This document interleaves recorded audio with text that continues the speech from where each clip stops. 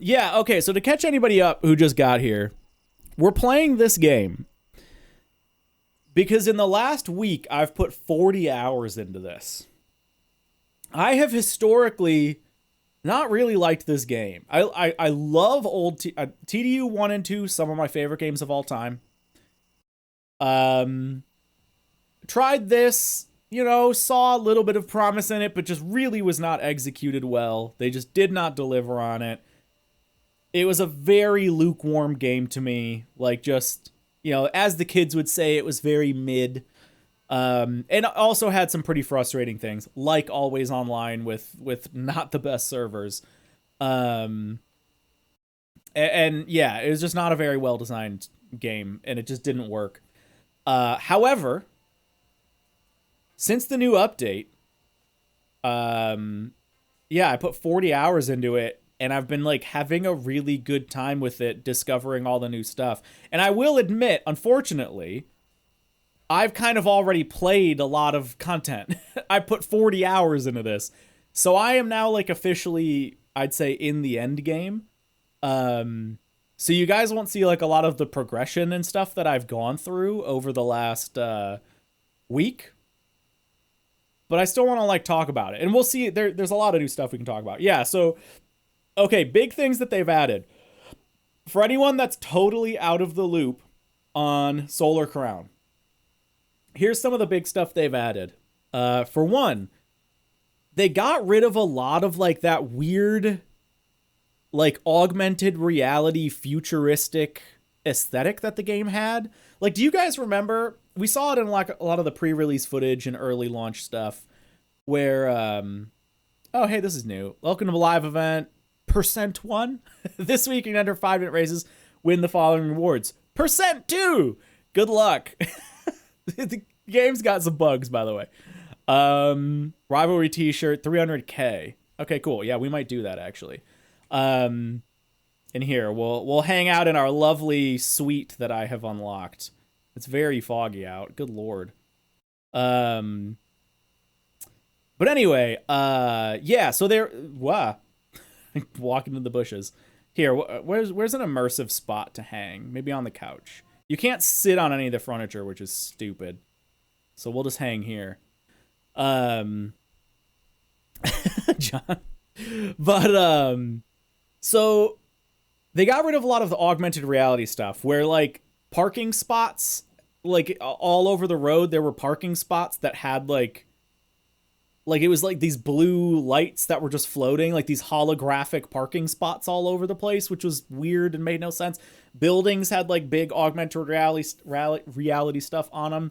They got rid of a lot of that, which I think was just a net positive because it just makes the game world look better. Some of it still does exist, but it's much more fitting now.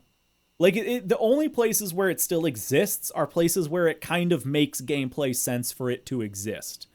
So I think the overall vision, they also completely redid the lighting. That was just in the new update.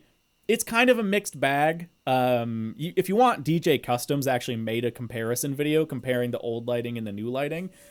I think overall it's a net positive. There's a few things that are worse. The water, like the water shader is just objectively, I think, worse. And some of the lighting on the foliage is like oversaturated. Like some of the, you can kind of actually see it here even, like the leaves are just like too green. Like they're almost like sickly green. Like it's not bad. It's just, it looked more natural before. And it just looks a little too saturated. So those are like the two negatives. Overall though, like the weather looks, yeah, it makes the foliage look plastic. Sorry, my dogs. Yes, they completely broke HDR with the new update. So if you play with HDR, you have to turn HDR off. Yes, Rainbow, there's really bad. I'm sure you saw it when I like went up here. Oh, it's actually not showing. Yeah, you can kind of see it. Yeah, there's a lot of like ghosting and visual noise with the new update. Basically what they've been doing is rebuilding. Oh yeah, you can see it really bad on the stairs. Look at that. You can see it on the stairs really bad. Yeah, the ghosting is really bad in the new update.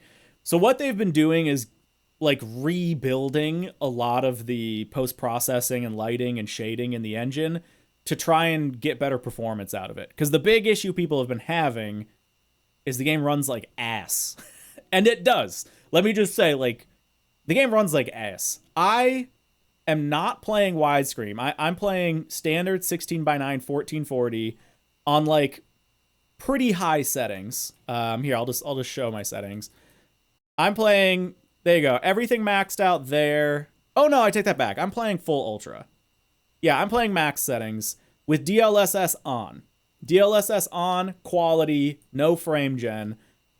I get dips below 60 FPS, and I'm on a 4080 Super and a 9950 X3D. Like, best CPU you can buy, and like top 5 best GPUs you can own right now. And I get stutters, or sorry, I don't get any stutters. I get performance drops below 60 FPS. Now, granted, I could turn some settings down, and then I would not. Like, let me be, I'll be super clear about that. Ghosting is totally the same without DLSS. Yeah, it's not attached to frame gen or DLSS. It's just the lighting. Like, it's just the shading or whatever. Yeah, so this setting right here, reflection quality, they added a new level, like a new, it used to top out at medium, basically. They now have high, which does dynamic reflections, which are really expensive, like legit 20 to 30% frame rate drop. So if I literally just turned those to medium, I would get 60 FPS the whole time. But they look better on high, so I'm gonna keep them on high. Also, yeah, this is some of the new UI. I will say, Eevee, no bark. I really like this pause menu. I just want to comment on that. This is a really nice pause menu. It's very clean. It's very aesthetically pleasing. The layout of the menus is good. It's very like focused on the car. The camera movements are nice. It's reactive. There are some UI things that I don't like in the game. This pause menu is sick though. I will say that. And they like created a cool little environment for it. Yeah, they got the whole liquid glass thing going. Right. That's the hot trendy design aesthetic these days. And yeah, you can pan around and kind of see the little like space that you're in. Which is nice. So yeah, that's okay. So anyway, what are we talking about? Here we'll, no, not car setup, view car. There we go. Yeah, like it's cool that like this is the pause menu. Like I'm trying to be like, I want to just be objective. If something's bad, I'm gonna say it's bad. If something's good though, I'm gonna say it's good. This pause menu, this is sick for a pause menu. Like I think objectively this is a cool pause menu. So anyway, that's cool. So that's one of the big things they're working on are like big sweeping engine and HUD and UI overhauls to try and get better performance, try and get better visuals, blah, blah, blah. They added a new map. That was early on. So currently the main map, can I access it here? Oh, I don't think I can access the map from here. Okay, hold on. Let's just get onto the road and I'll turn up the volume because it's quiet. There we go. Yeah, look at that. Like this, again, it's been buggy. The new lighting and shading has been buggy. But yeah, we'll get out on the road here. Yeah, can I? Oh no, okay, I can access the map from here. So this is the main map. This is Hong Kong Island. This has always been in the game. They also added Ibiza. And you can go there and then and drive there. There's a bunch of new stuff there. So that's one of the big chunks of content, is they basically added like a DLC map. In a similar vein to like a Horizon expansion. It's a small map. It's not the whole island. Like we can just go to it actually. It's a smaller map. And a lot of people have been bummed that it's, it's not the whole island because that's what we used to have. And that's totally fair. But yeah, it's still there. There's a lot of content to it. They added 3 new types of events since launch. So there are navigation missions, which are actually pretty fun. The navigation missions have oh really, Robic? I very much like the camera, actually. The camera is like one of my, I'd say, my positive things. Maybe you can mess with the settings, I don't know. Houses are coming summer next year, is what the current plan is. They're working on them now.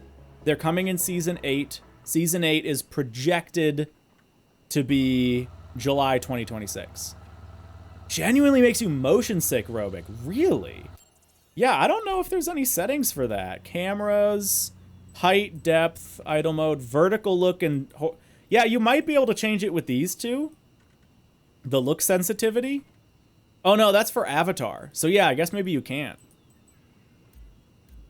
Yeah, I mean, here, I will say this. There's different cameras. So if you need to, you can do internal cam, dash cam, hood cam, bumper cam, and there's 2 chase cams. Maybe one of them is stiffer than the other. But I will say, personally, I very much like a lazy camera. I like a lazy camera. But anyway, yeah, so here's Ibiza. You can see it's small. It's like maybe like a 1/6 to an 1/8 the size of the main map. So relatively small, but it's here. It's got its own radio stations. These two, Urbano Latino and Costa Tropical.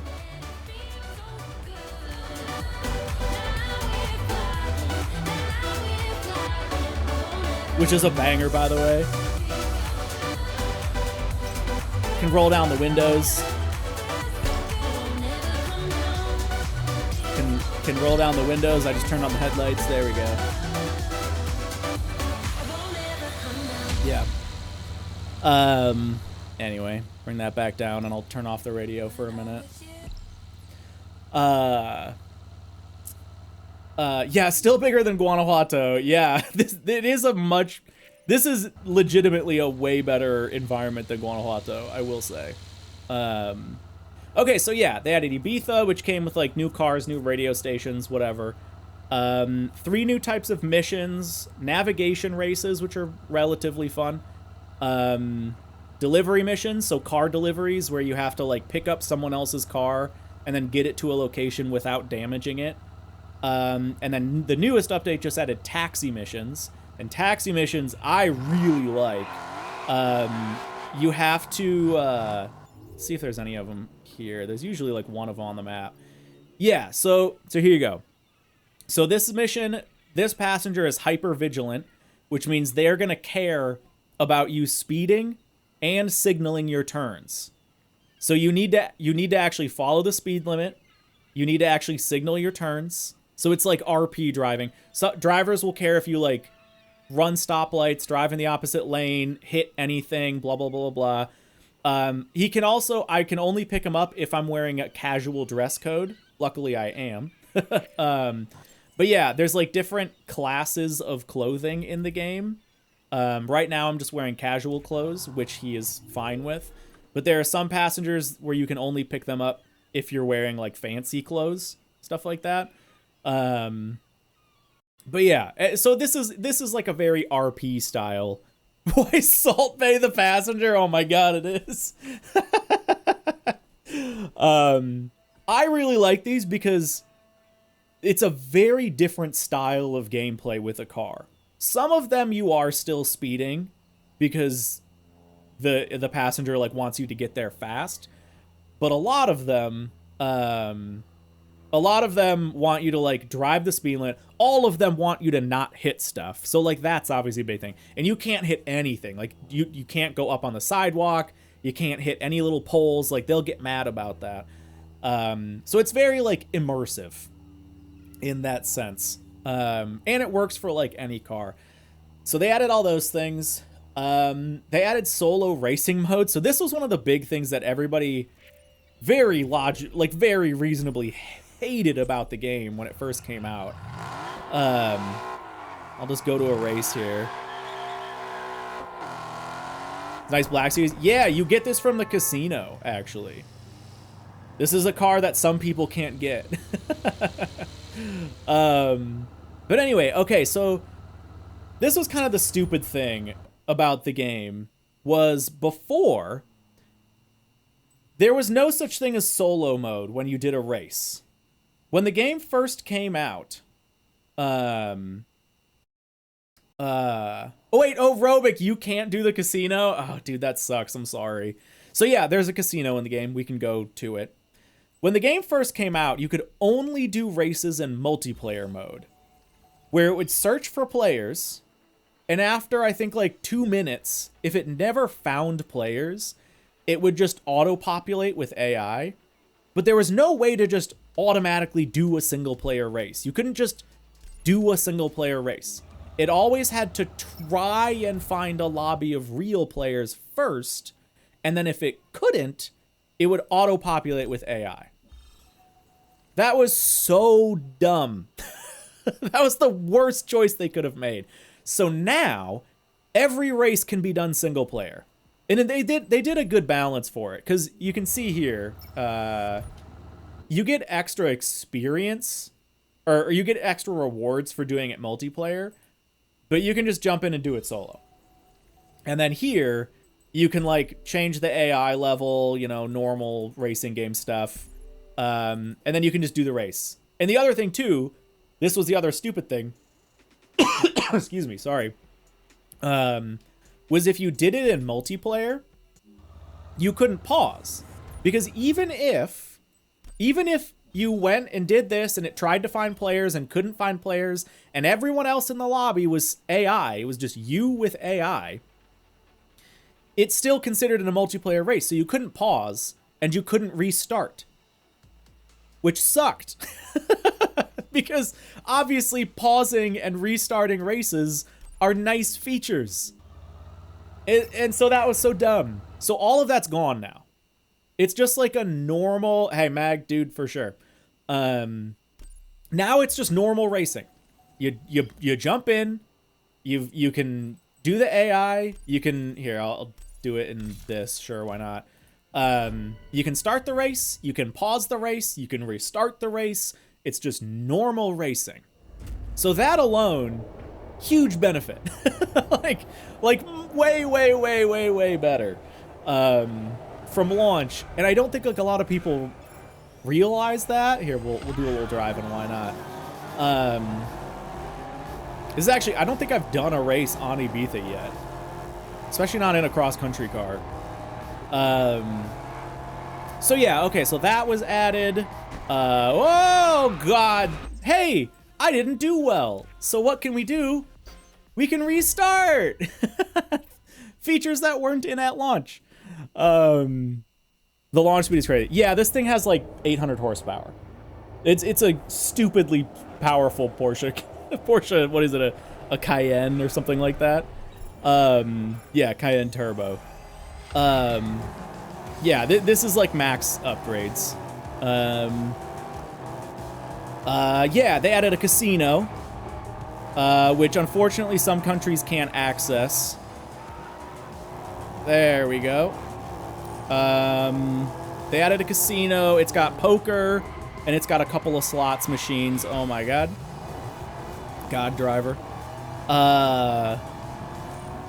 What else have they added that's like bigger? Increased the level cap and stuff like that. Dude, I got off-road tires. I can't brake on the road. I have no grip on the road. Yeah, so I will say that, John. The weight of the cars is actually really good. I'm gonna say this, and I know this is not a good example of it, as I like lumber this 1,000 horsepower big SUV through a very narrow street circuit with off-road tires. But like, that's how it should be. It should be, I should be under-braking and like slamming into walls. Because I'm in a terrible car for this. The weight of the cars, and I'm kind of really liking the handling, I gotta be honest.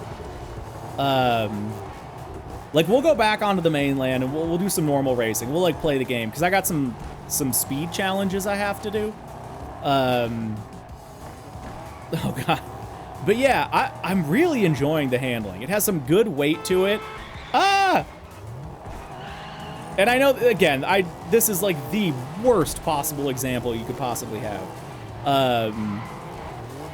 But yeah, really, really enjoying the handling. Yeah, lots of bounce, which again, like, yeah, I'm not doing well, but like that's how it should be. And that's one of the nice things about the game is, I can't really show it here, I guess. Well, a little bit. One thing I will say it does quite well is you are appropriately penalized for hitting stuff.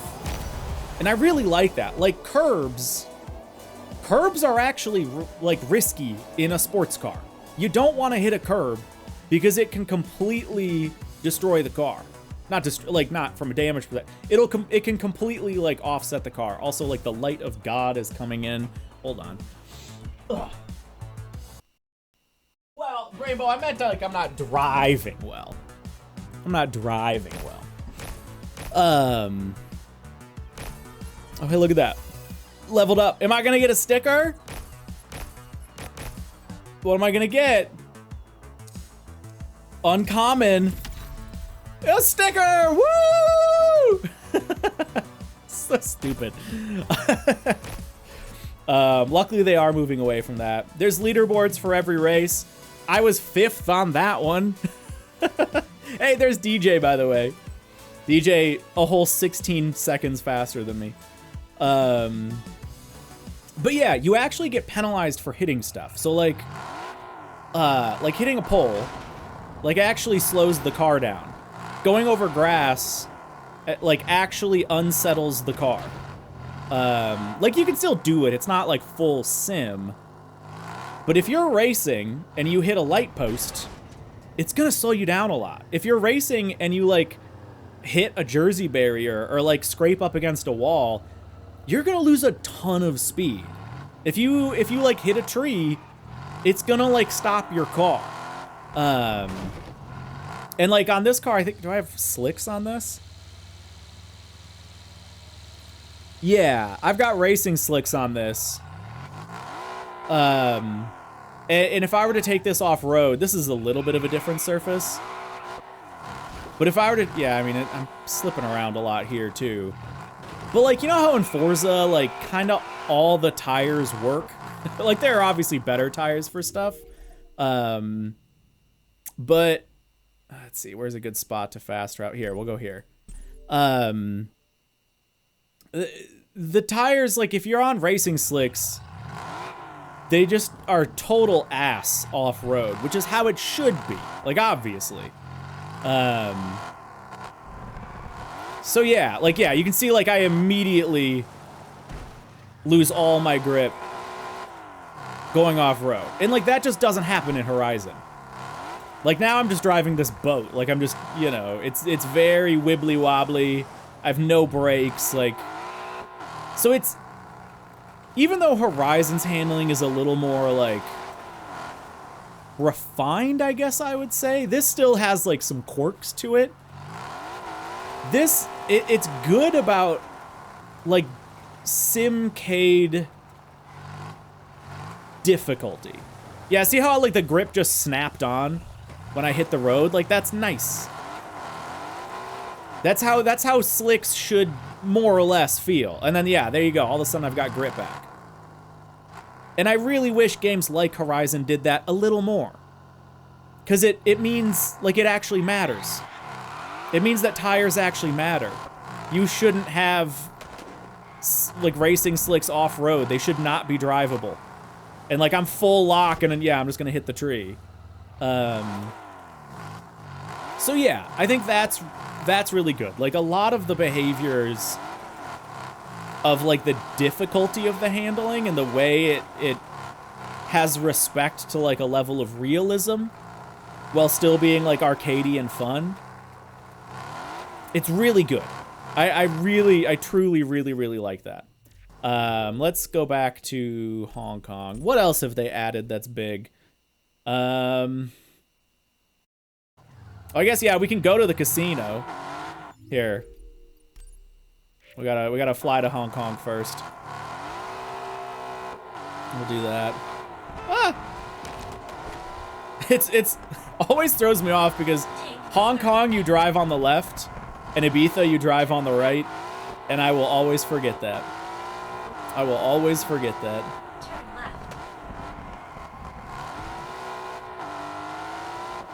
But yeah, I think, you know, the game looks quite nice. Now, granted, I'm on like a supercomputer and I'm barely getting 60 FPS, but like, I think that looks pretty good. I think that's looking pretty nice. Yeah, the environment's lovely. Like, you know, this is pretty. Imagine people doing Rivals and actual off-road cars and not a CLK GTR. Yeah, right? Like, yeah, you actually have to use off-road cars. Like, the most, like, not off-roady off-road car in this game is a Storado. But that is an off-road car. It's a silly, like, off-road Lamborghini, but it's still an off-road car. So yeah, you, like, actually have to have off-road cars to drive off-road. Or at least off-road tires. Alright, let's go to the casino. We'll show that off. We'll see if anybody's there. Because that's, like, one of the few places I do regularly see people. I see how the frames snapped. But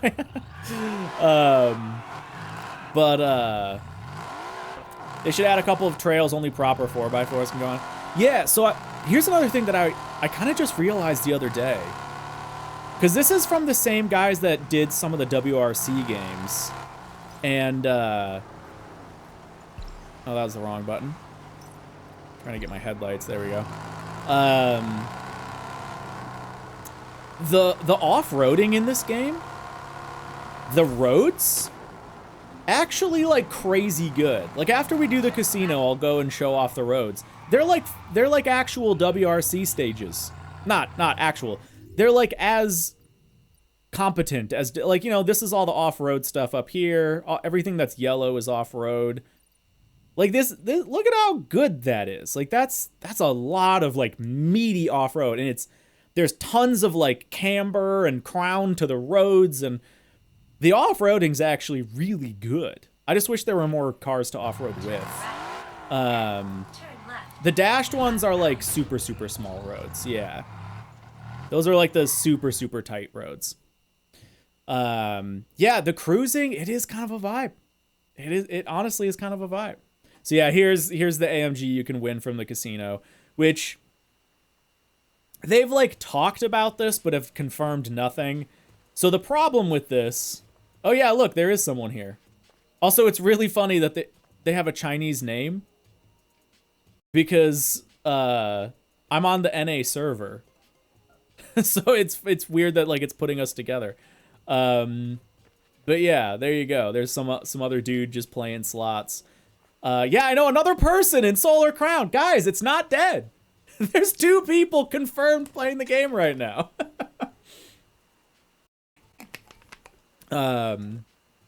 So the problem with the casino is that some countries can't access it because of like gambling laws and stuff like that. But the only way to get the GT Black, the AMG GT Black, is through the casino.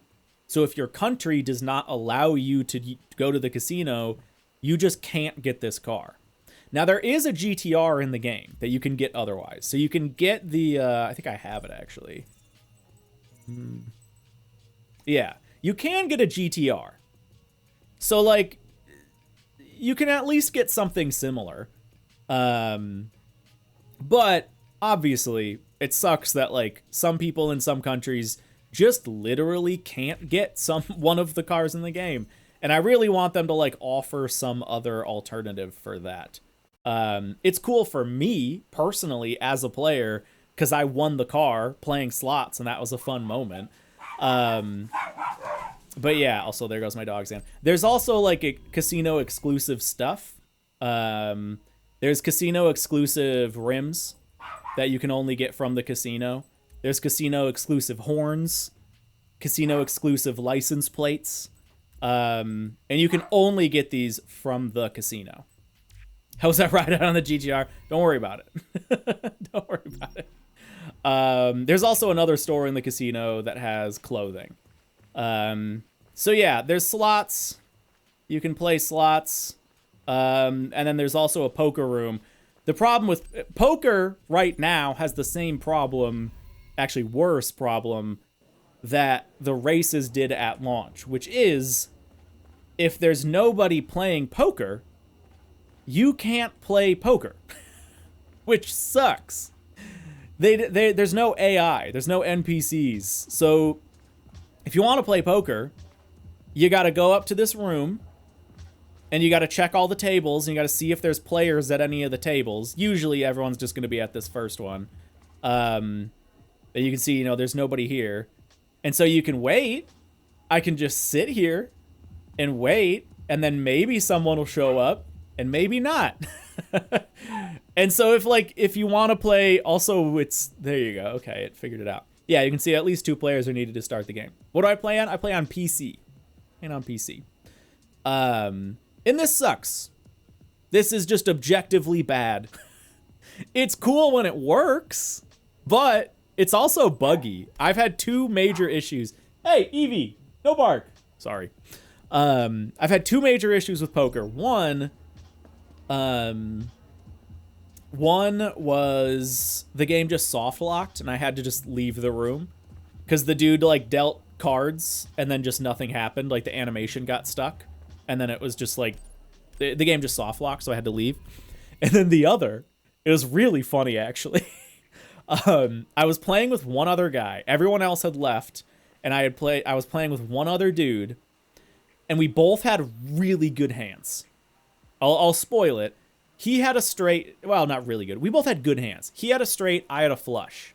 Obviously, neither of us knew this, but we were both betting really high because it was a very, cold table. None of us were getting anything, and then all of a sudden, he had a straight, I had a flush, so we were like, hell yeah, let's go. So we were both betting a ton of money.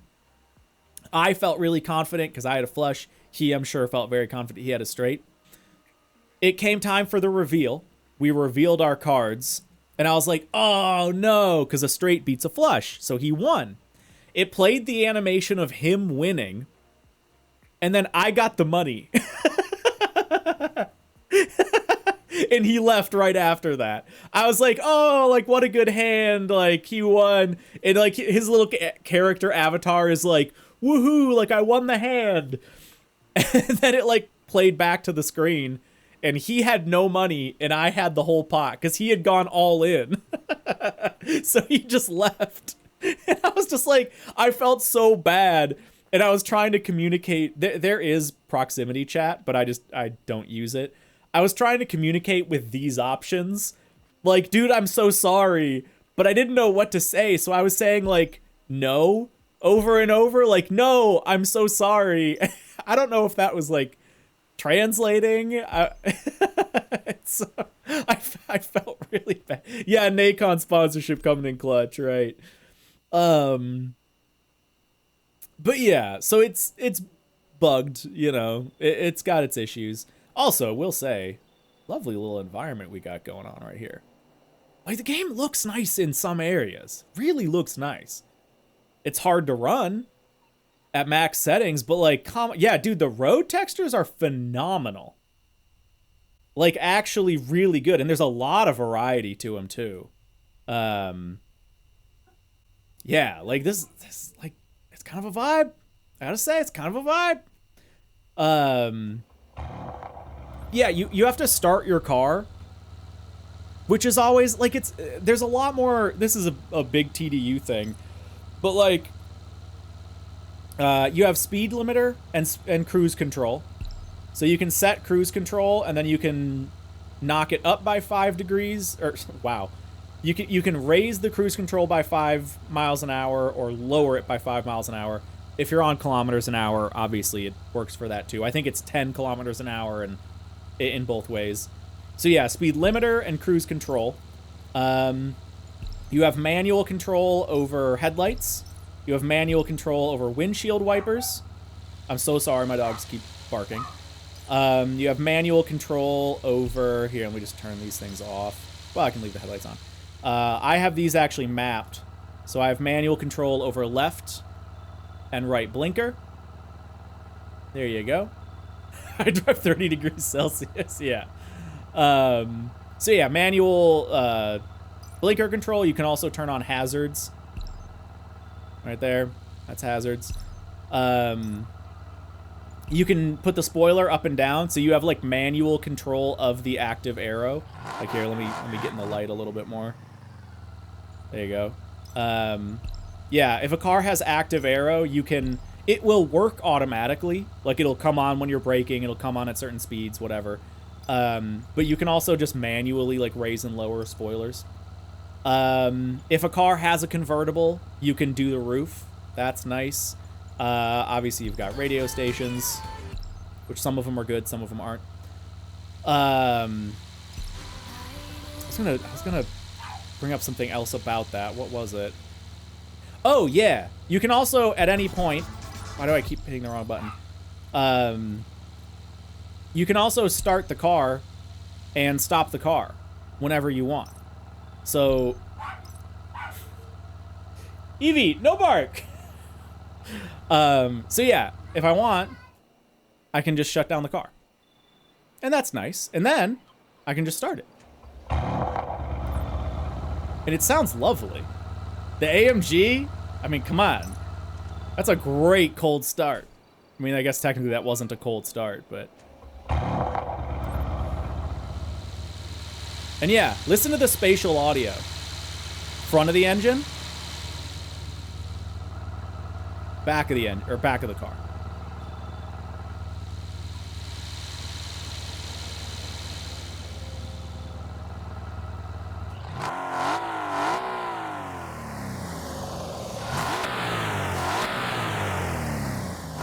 That's pretty good. Like, that's nice. The audio across the board is actually quite good.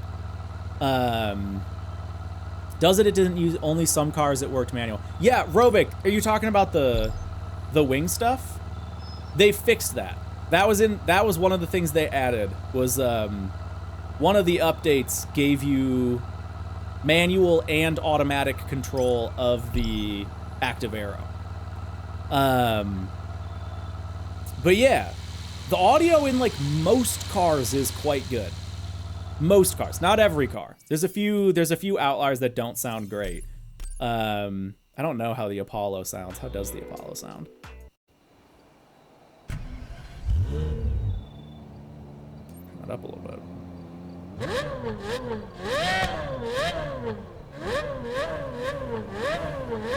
I'd say that's pretty nice. Yeah.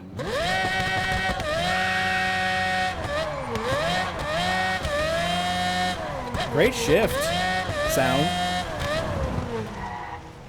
Come on, turn that down a little bit and then let's rip it for a minute.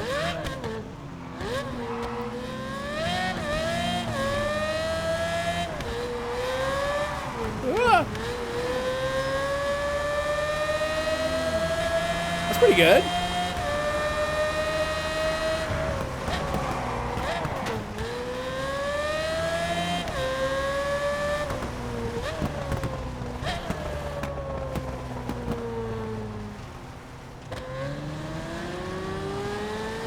Yeah. So yeah, the car audio is pretty nice. Oh yeah, I wanted to like show some off-roading. What would be a good? I think there's like a race up here, uphill battle. That looks pretty off-roady. Sure, let's go do that one. And that's pretty close. There we go. Always felt a little muffled. Sure, I think it can be pretty car dependent. Here, we'll switch cars again. This thing's a little bit of a crazy vehicle to drive. What should we drive?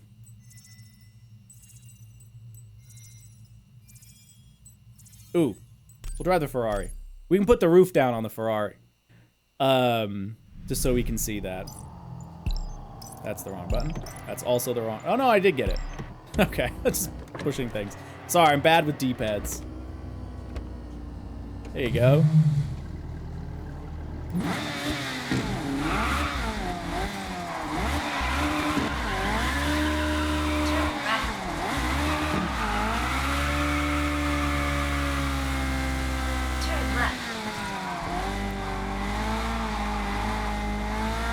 rainy.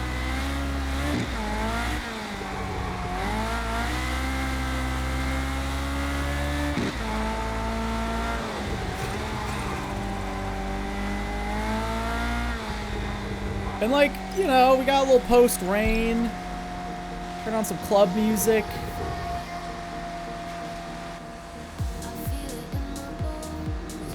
I'm gonna be honest, there's big TDU vibes here. Like, I'm just gonna say it. You have arrived. We'll drive past there for a moment. This is very TDU. I think it is. I don't know. This is a big vibe. And look, there's a real like steering animation. Hold on. Look at that. Forza could never. Forza could never do a steering animation like that. Like it's even like hand over hand and everything.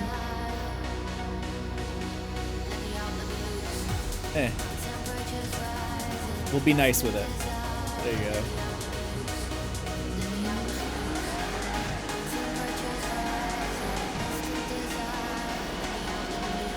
Licensed music, yep. Yeah, it's all licensed stuff. As far as I know, anyway.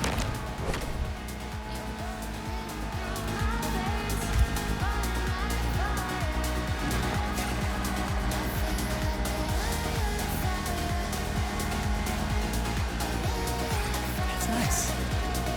Nice. No, we're not making any money off the YouTube VOD. I've deemed that a lost cause on that one. All right, let's do this race.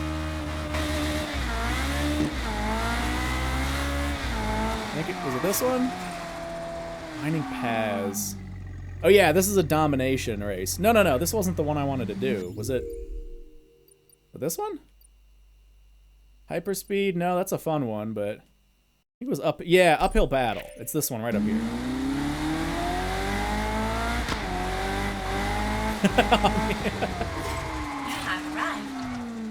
Yeah, the interiors don't look the best in some cars. The overall car models are like fine. They're all right. We'll take this thing. All right, let's give this a shot. GT4 has better steering animations than most nowadays racing games. Doesn't even have cockpit cam. Yeah. It's one of those like weird forgotten things that a lot of devs just decided not to care about.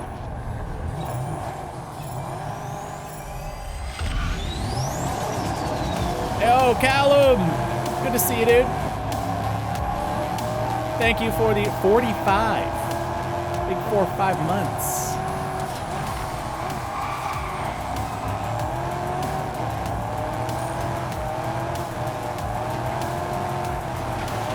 So you can see here, I forgot how loud I had that. Yeah, Stiggy, dude, same. Big same.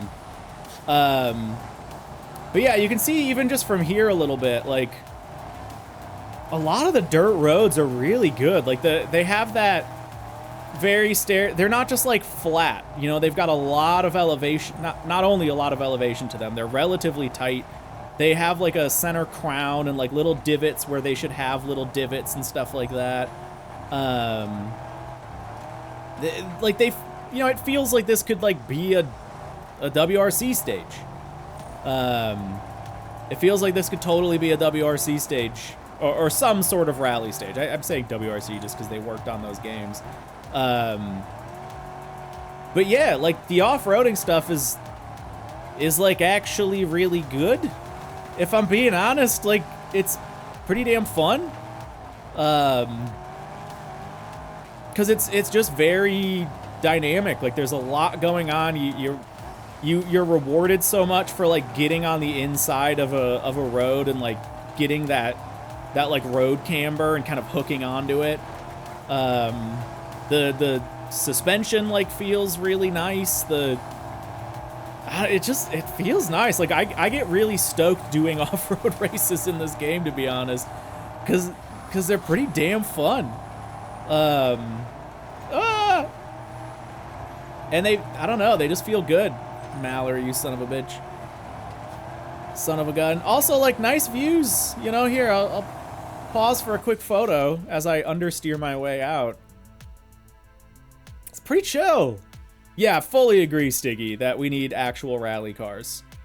Like, the level of detail's not ideal, but still, it's kind of a cool vibe. Kind of a cool vibe.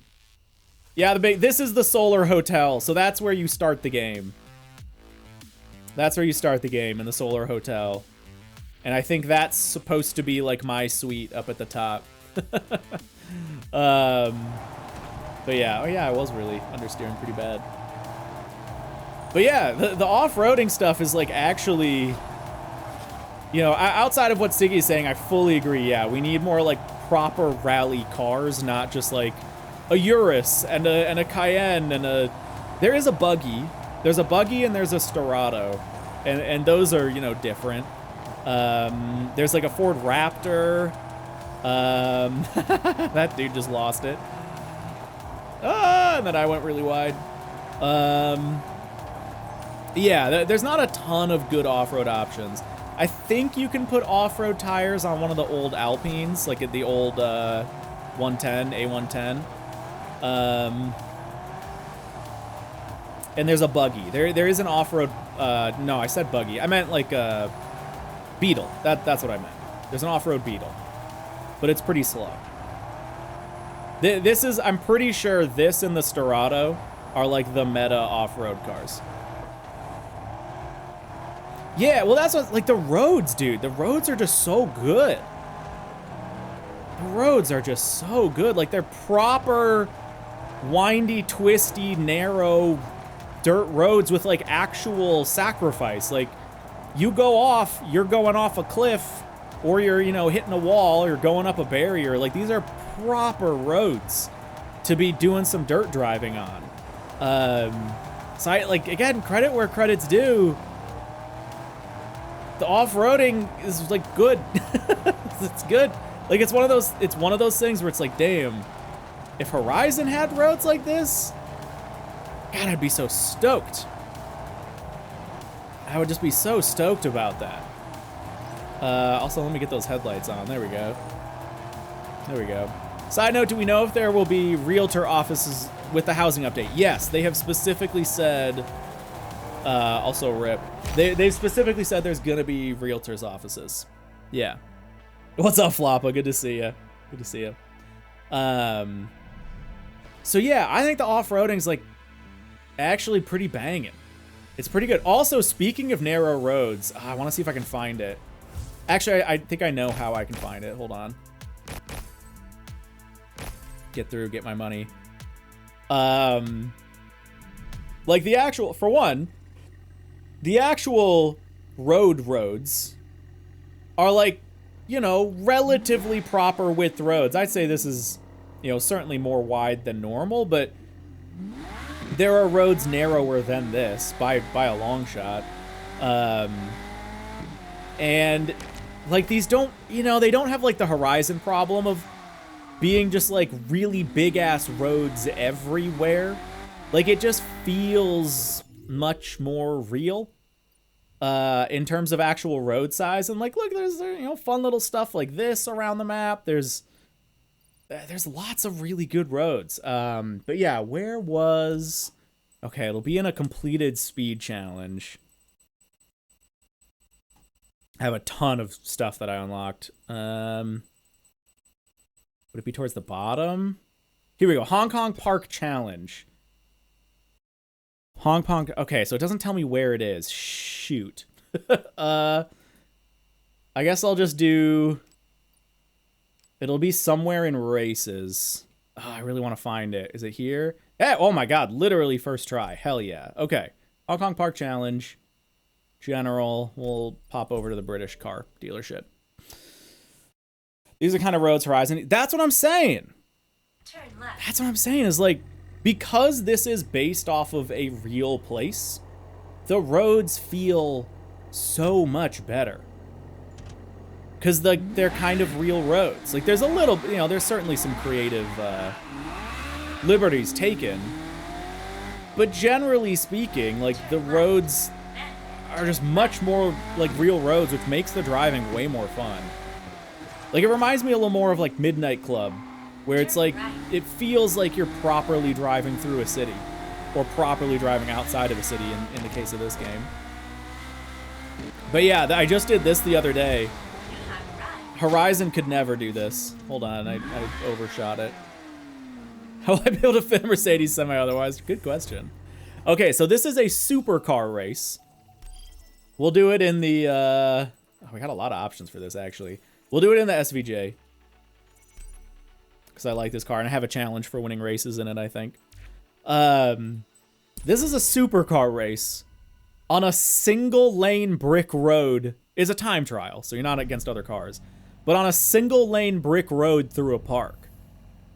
And you'll see, look at how tight this is. I did this the other day and I was like, man, Horizon would just never do this.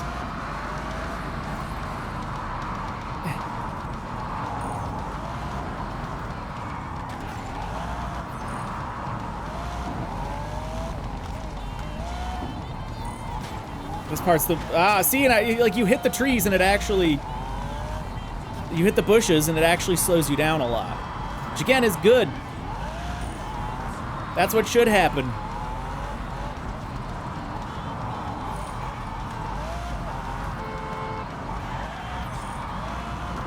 Yes, I'm beating my ghost. I keep downshifting into neutral on accident.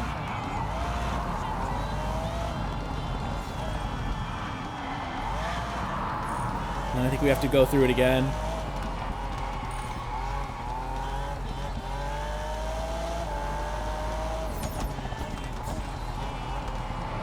The entry's the scariest part. And like there's a lot of like proper dexterity you need for this, because it's tight as shit. And yeah, you hit stuff and it actually slows you down or throws you off or, you know, drops you into the water. And obviously, like, I wouldn't like everything to be like this, but I love that this exists, because it's a really cool, like, and unique challenge.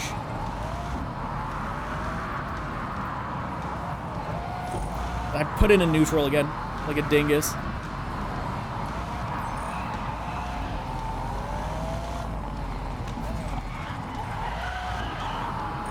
Hey, I'm gonna beat my old time. Yay! All right, nice.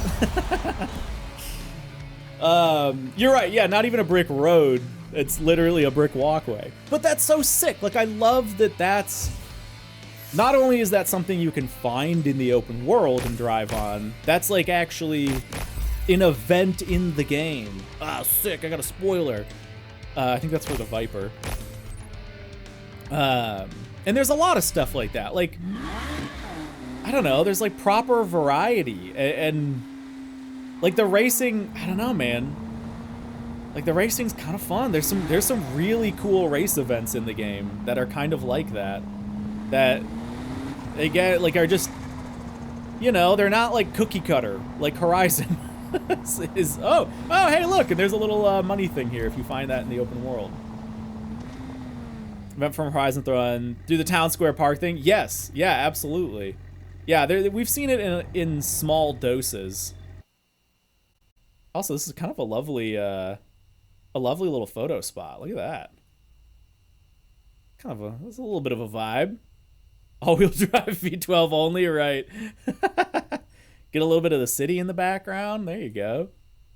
I need to position the car better, but I gotta remember this for photo taking.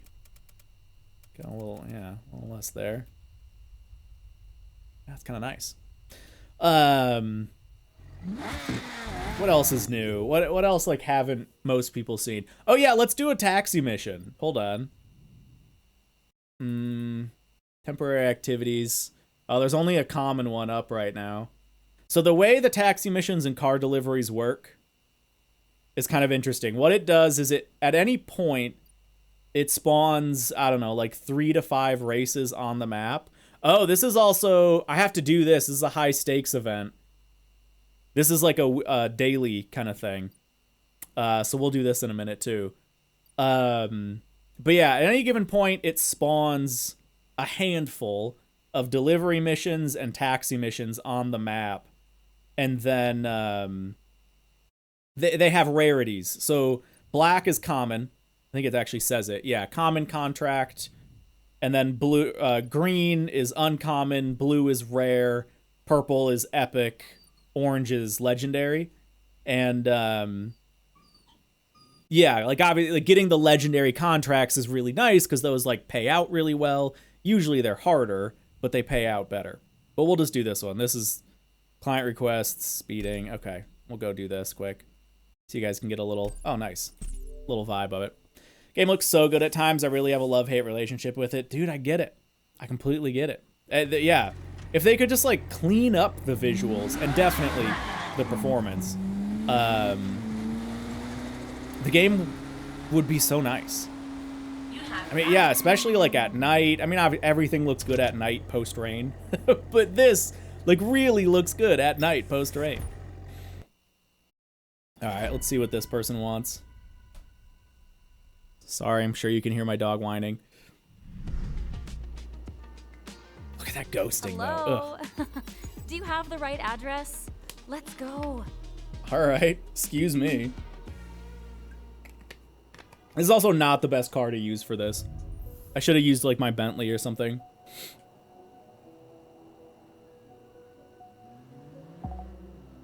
Okay.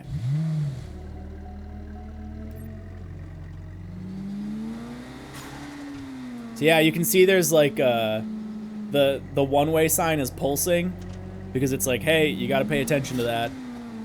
Also, I have a speed limiter or a speed limiter. I have a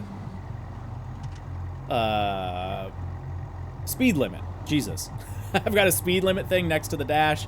You can see the stoplight is flashing to be like, hey, you should pay attention to the stoplight. I saw a great pair of glasses in the store near here. I think and then if I want to, I can be like, okay, let's limit the speed to 43 miles an hour. But I don't. Okay, and then she wants me to put on world music. Okay. Awesome. Put on some world music for her. I think I still have the speed limiter on at 50. Let's go up by 5. And they don't care about you like skipping lanes here. Can I ask you something? Oh wow, she did not like that song, I guess. Okay. Radio. Okay. Sure. You get what did she want? Hip hop? There you go.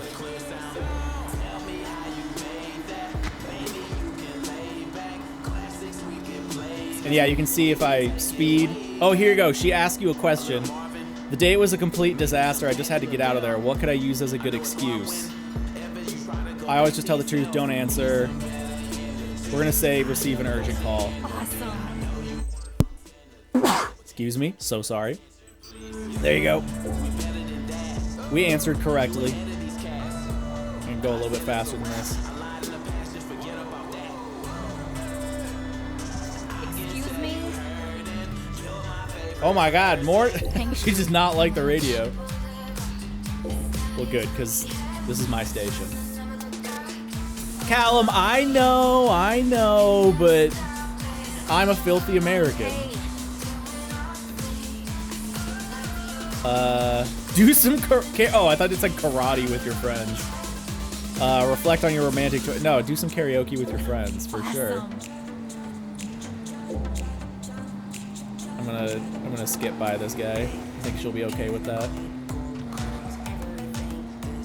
There we go.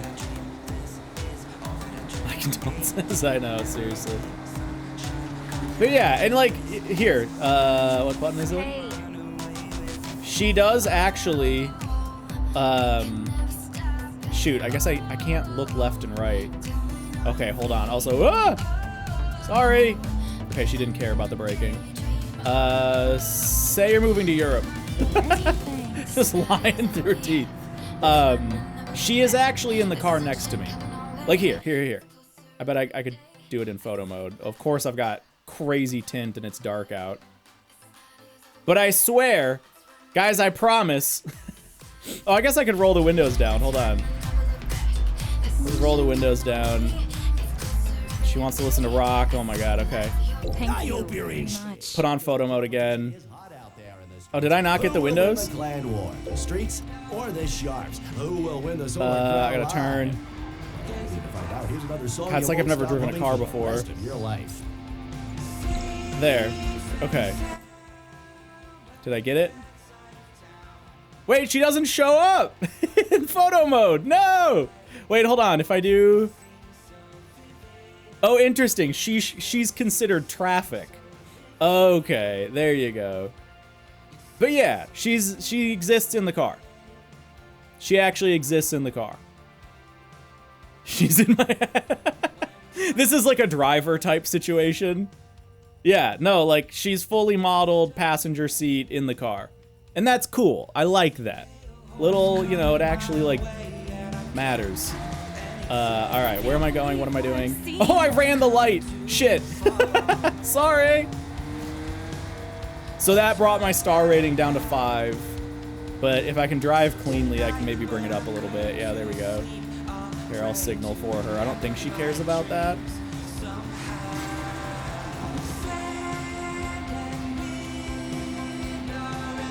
Oh, I'm not gonna get 5 stars.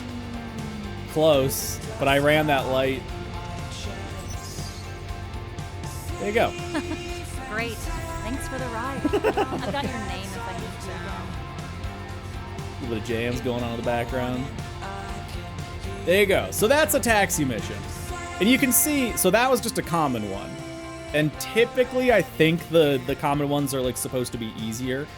We still got 50 grand for it. Actually, more than 50 grand. Yeah, because we get assist bonus. Almost 70 grand. That's not bad. But yeah, I actually think the tax missions are really fun. Because it's completely different from, like, normal racing.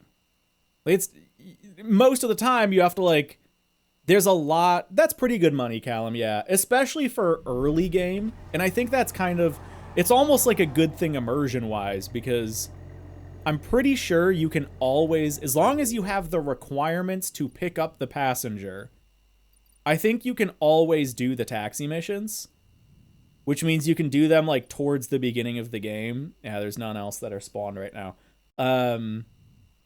And 70 grand towards the start of the game is like a decent little chunk of money. Like for comparison, I've got 15 mil right now. The most expensive cars in the game are like 10 mil ballpark. So yeah, like 70 grand is like a nice chunk. That's more than you would get for the average race. Like this pays out 15K for that race. And then you'd get some bonuses for that too. So that would end up paying out like maybe 25K with my assists and my difficulty, because you get more money based on stuff like that. This would pay out 22K, probably would end up closer to 30 plus. So yeah, the taxi missions, especially the rare ones, are very viable. Same with the delivery missions. Like this delivery mission, we'll just go do it, because why not? It's only a green, but it pays out 55K, and then I think, again, you still get bonus for that. So it ends up closer to like 60 to 70. So yeah, they are super viable. Now they did just change this. And overall, it's good, but I'd say they screwed up one race. There are, I think I can just show them on the map. There are races called Crown Jewels. Do they have their own thing, actually? Yeah, Crown Jewel races. So there's 7 Crown Jewel races around the map. Sapphire, Naker or Nacer, I don't know how to pronounce that. Jade, like different jewels, you could say. Topaz, Ruby. And those are like the big races. Like this race is worth 1 million credits, but you can see my best time on it is 40 minutes because it's a map, or it's a race all the way around the map, like through a lot of the tighter roads. This is Amber. My best time, 22 minutes. That pays 750,000. You unlock these at like the very end of the game. They used to not pay very well. Exactly like the Solar Crown Goliath. Yeah, like the Solar Crown version of the Goliath. They used to not pay very well at all, so there was only a reason to like do them once, because the first time you did them, you got like 1,000,000 credits or something. So it was worth it to do it once and just to like get the completion on it. But then redoing it was not very efficient. So they boosted that, which is really good. They upped the payment, so it's like worth redoing these, and the payouts are actually like proportional. And again, they're end game races anyway, so like these should be like the ways to kind of grind bigger amounts of money. The problem is they made this one pay too much. This one only takes 3.5 minutes to do. It's the shortest one by far, and it still pays you 200K. Which, like, by comparison, that taxi mission we just did was probably about 3.5 minutes, and we got like 70K. So, like, granted, one of them is available at the beginning of the game, and one of them is available at the end of the game. So, like, there's some scaling there. But this is also better. Like, okay, compare this 3.5 minutes for 200K, or Ruby down here, 1,000,000 for 40 minutes. Now, 1,000,000 is nice, but that time investment does not balance out. So yeah, they over-tuned this one specifically. They made this one way too good. So right now, this is like the very meta race for grinding money. Because with the assists and difficulty and stuff, by the end, you make like 300K. So you literally make like 1,000,000 credits every ballpark 10 minutes. Which is really, I mean, it's good. Like, it makes the grind go by a lot faster. It's just that they should have balanced it a little better, because this one specifically is just better than every other race. They should have made this pay out like 100K. I think that 100, maybe 150. I think 100 would have been appropriate. So hopefully they balance that, because right now it's too valuable. Where did that? Oh wait. Oh no, I think I missed the delivery mission because the time went out on it. Oh no. Okay, well that's fine. That just means new ones spawned. Okay, there's one down here. Ooh, a Lancia Stratos. That's a long mission too. 64K. I've never driven one. So I guess that's like fun off-road car. Lancia. What's this one? GTR. Yeah, let's do this one. Plus, I can just spawn right there. Here we go.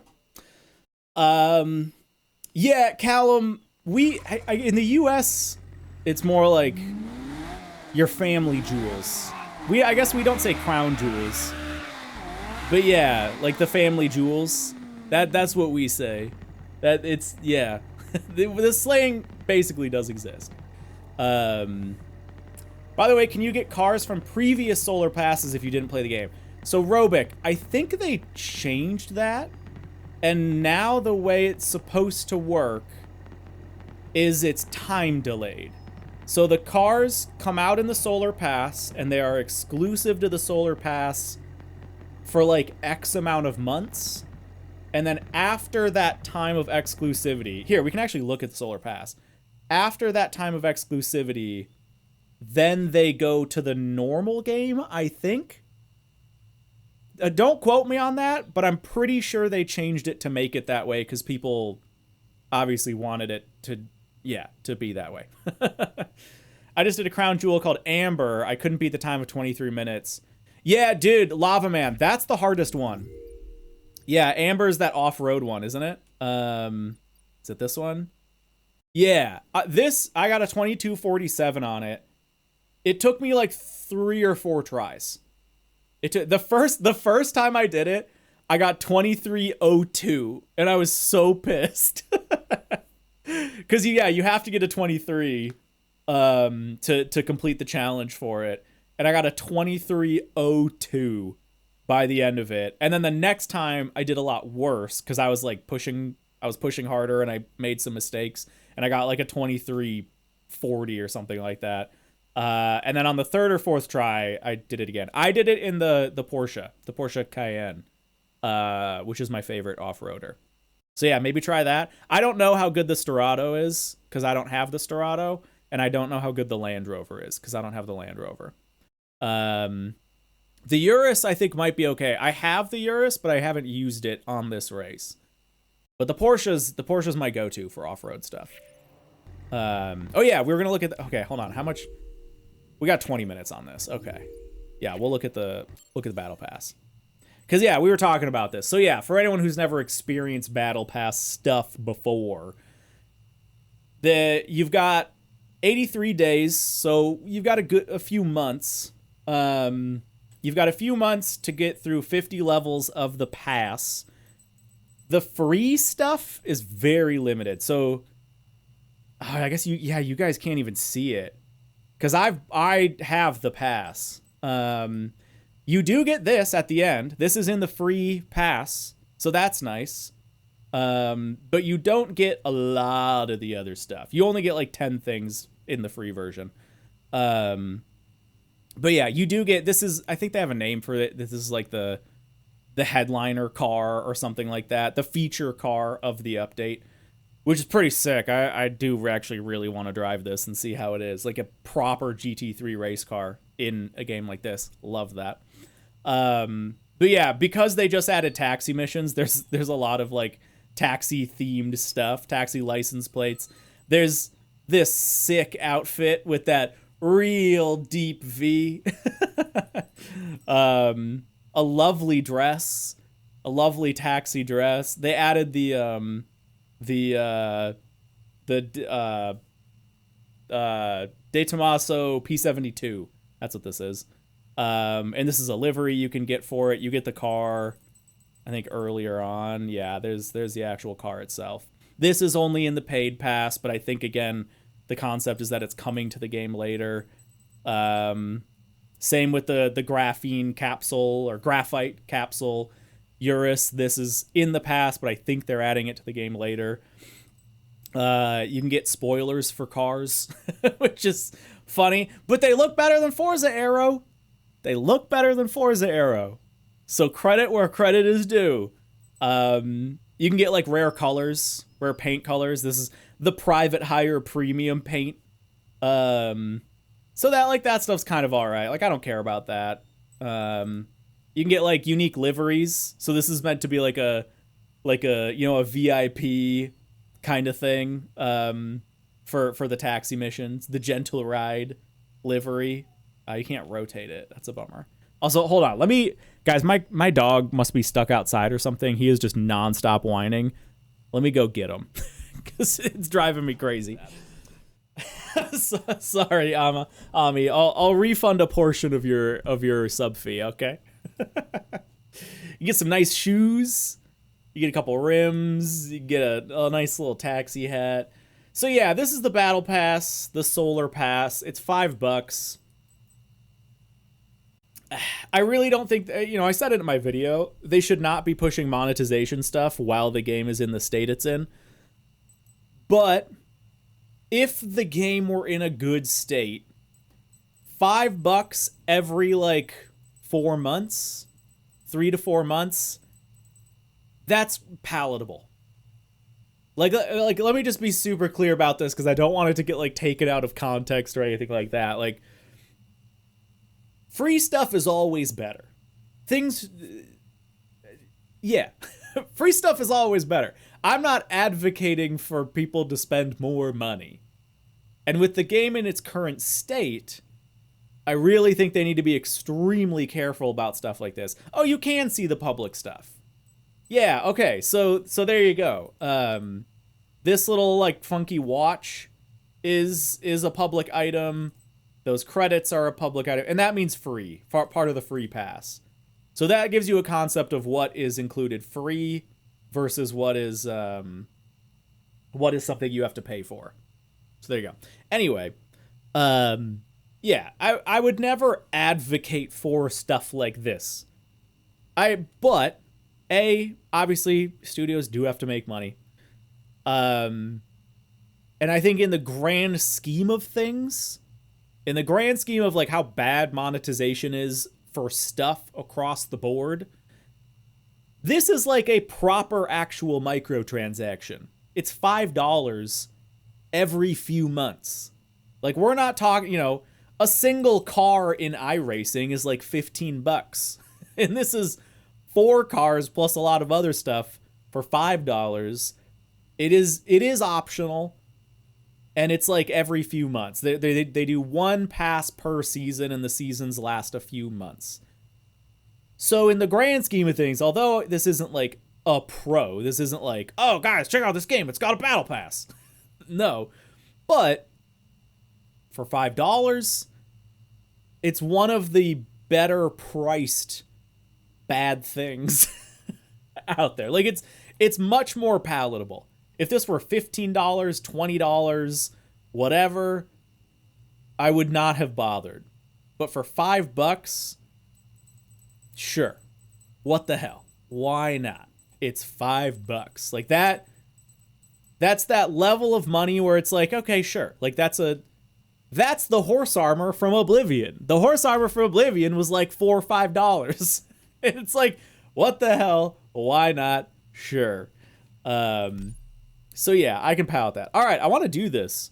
Welcome to live event. You can enter 5 different races, following rewards, 300K, and you get a rivalry shirt. Points earned. Oh, also I've got to do the, well here, we're right by it, so we'll do this first. 100% gravel, 5 to 600, cross country or daily driver. Okay. Let's go do this. Turn right. We can't. Oh, wait. We were going to do this, whatever. We were going to do a car delivery, but maybe we'll, there's always car deliveries. I want to go do this.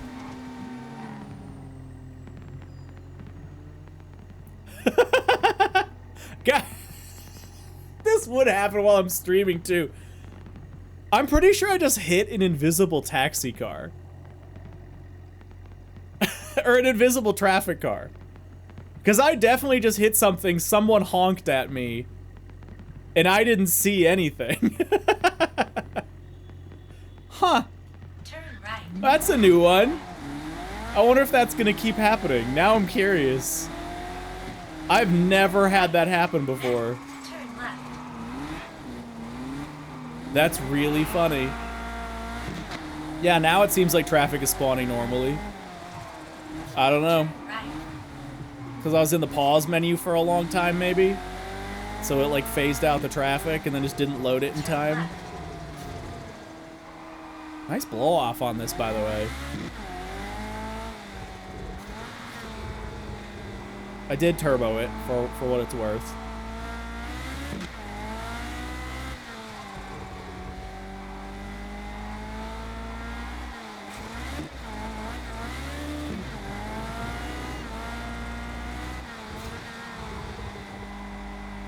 Take the twisties all the way up.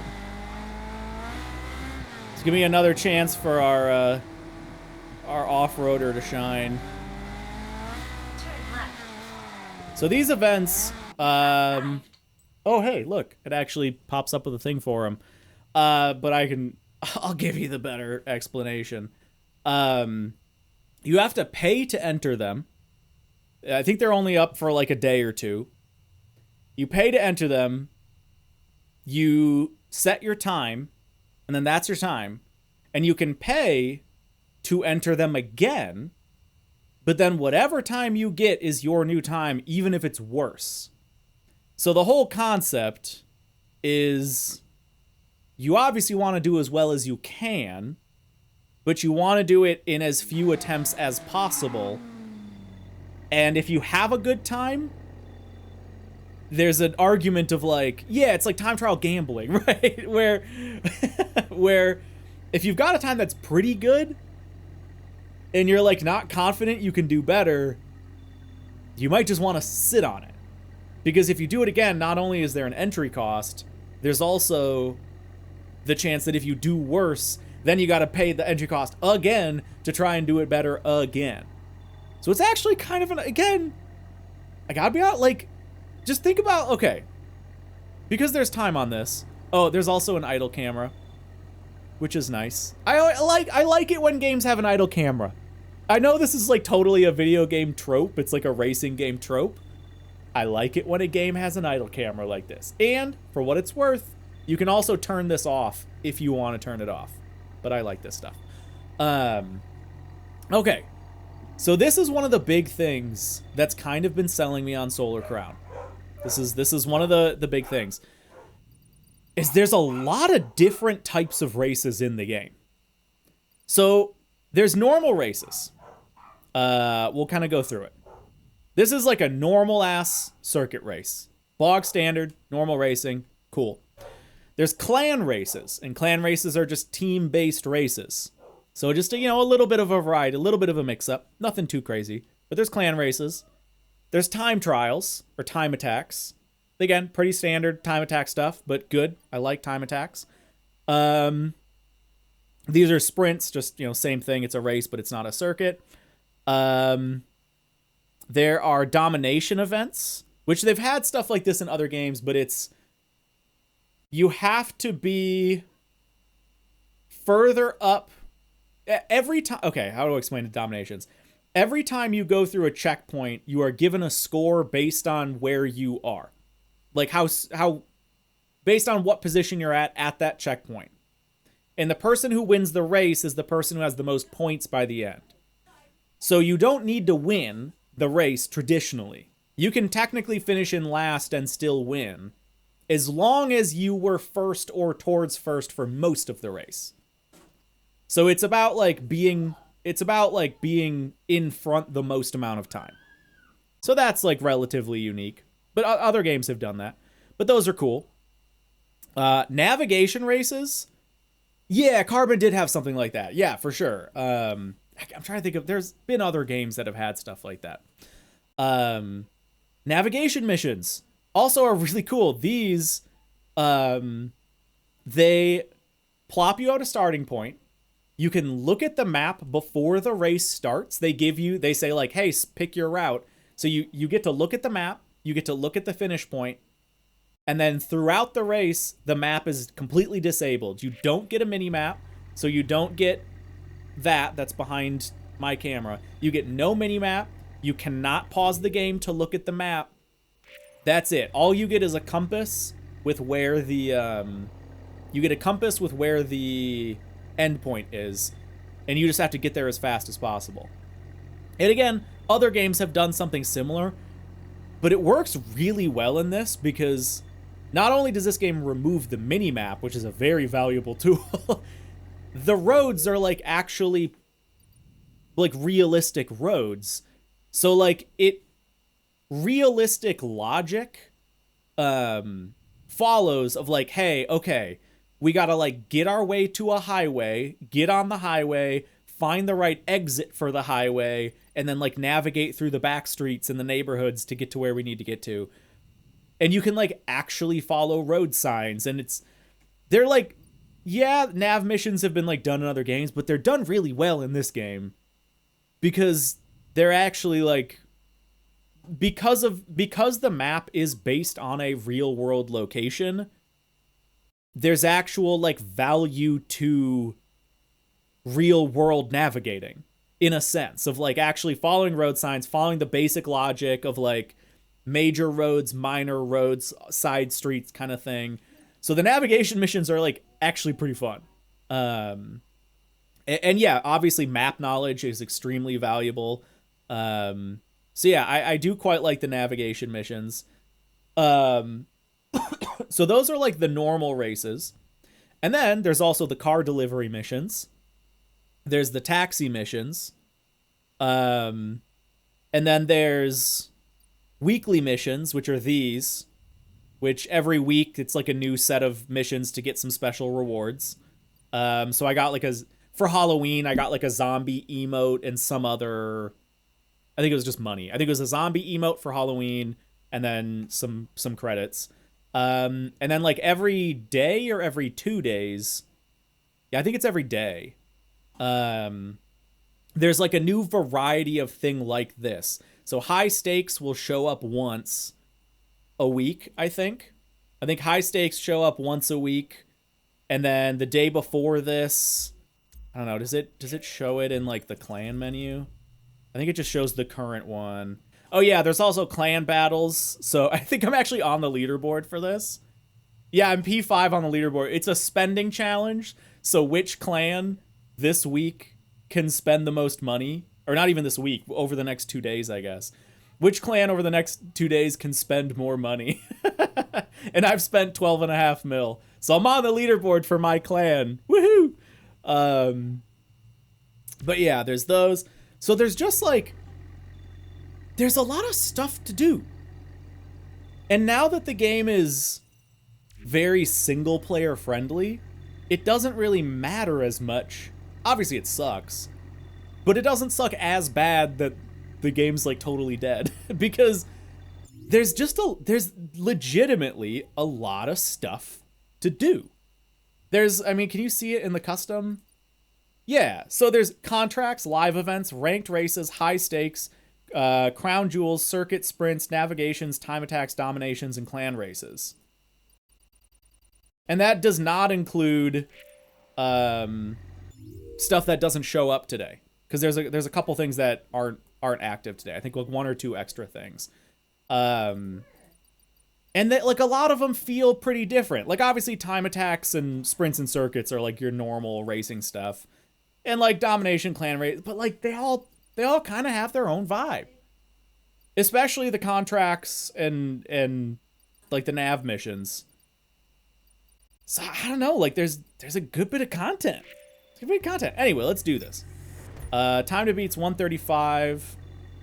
There's currently no front. I think this might have like just gotten active like a half hour ago. Let's see if is there a leaderboard for it yet? Yeah, 1 person has done this. That's crazy. So this has, I think, been live for a half hour. 1 person has done it. And now granted,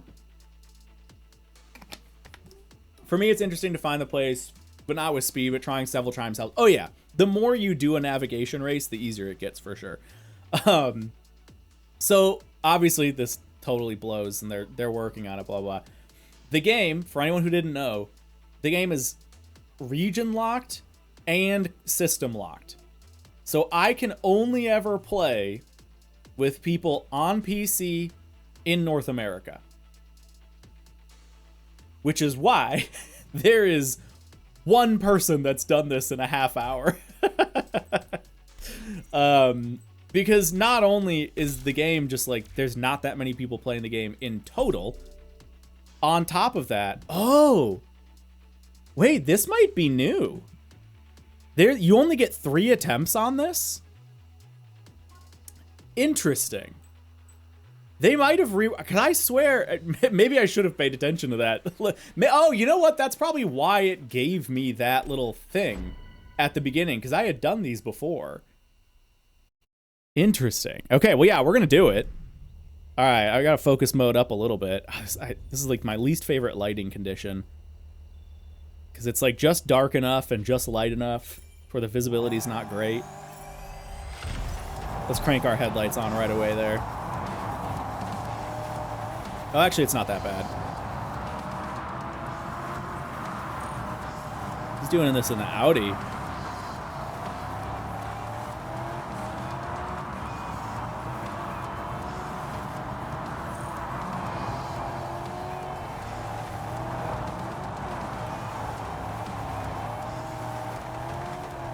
Oh, got the understeer. That sucked.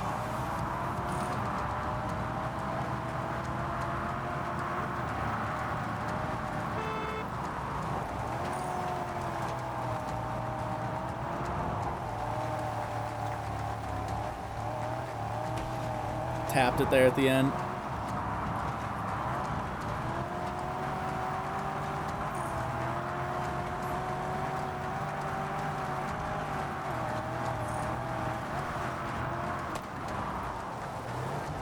Woo!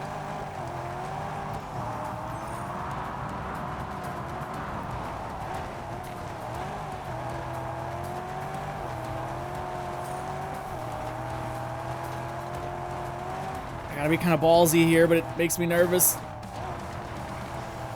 Oh my god, okay.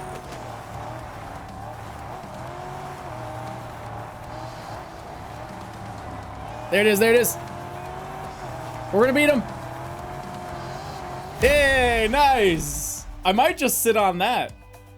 I might just sit on that and wait and see if the leaderboard populates a little bit over the next 12 hours. All right, cool. World record! Woo! Well, actually, I don't know if it's world record. There's no way for me to know. Yeah, Matty, world record, let's go. Hey, dude, Matty, with the 46. Thanks, man. Appreciate it. Yeah, heck yeah.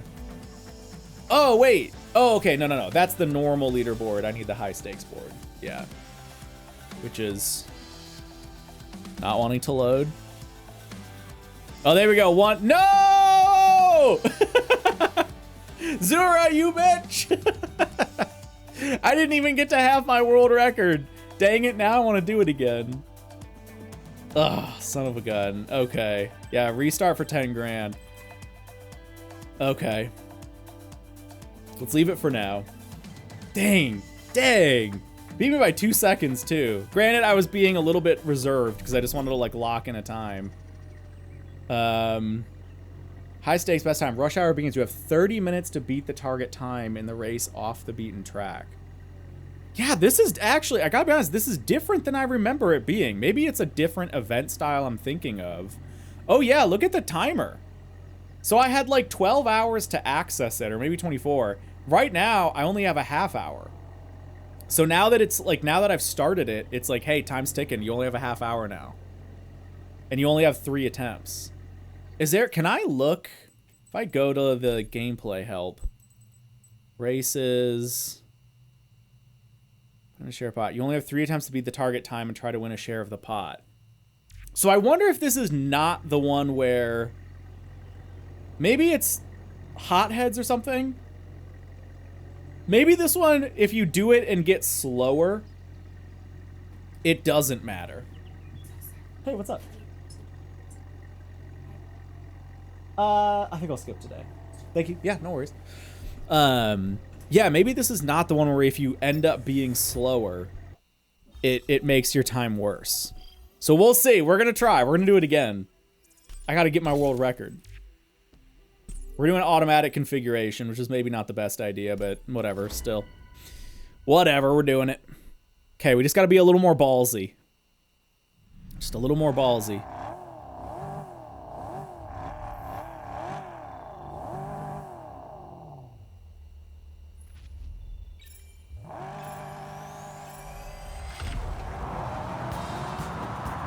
Get those headlights on. Less lifting. Dang it. Ah. Had a decent start.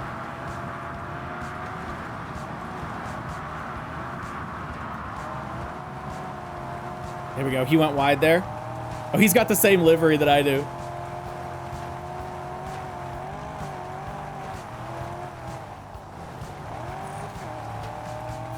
Okay.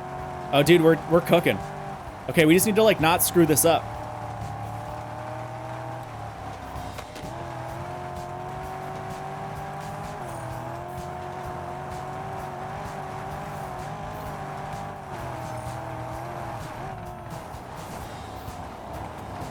Oh, no.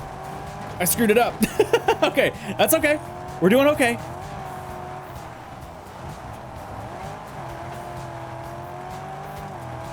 This is where we need to have balls.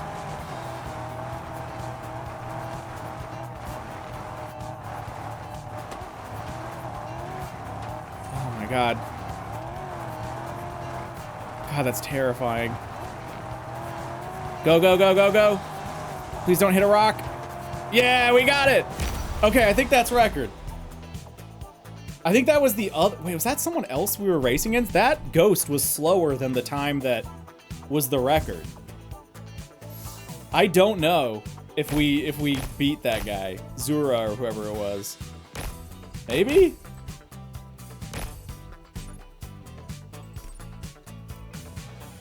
Yes!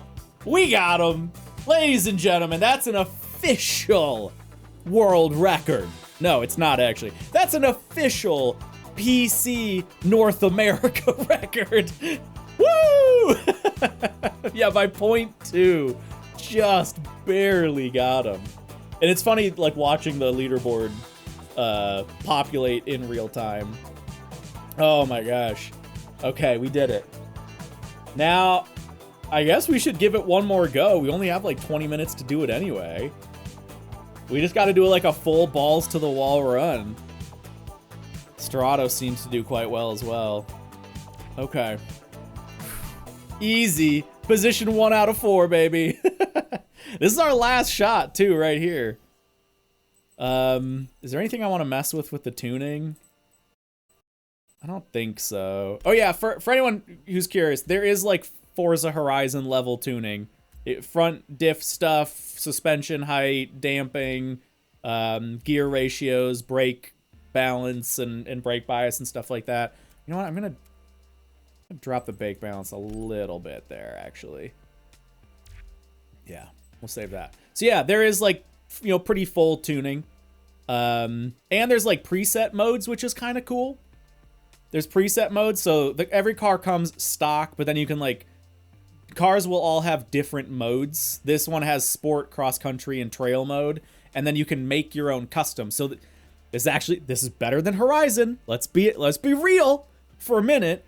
Not only does every car come with preset tunes that make sense for its car, so like this is an off-road car, it's got cross country and trail modes. You can make your own driving modes, up to 6 of them, and they're saved. So you can just create preset tunes and then swap between them at any time. If you're just like, okay, I'm gonna do a taxi mission, let's switch over to stock mode. Oh, okay, I'm doing a off-road race, let's switch to cross country. Oh, okay, I'm doing this. And for the record, you can rename these. You can rename these too, which is sick. Like I think it's right up here. We can call this Hoki wins easy mode. There you go. Save. There you go. So that tune is now Hoki wins easy mode, which is really nice. That's really, like, imagine if Horizon had that.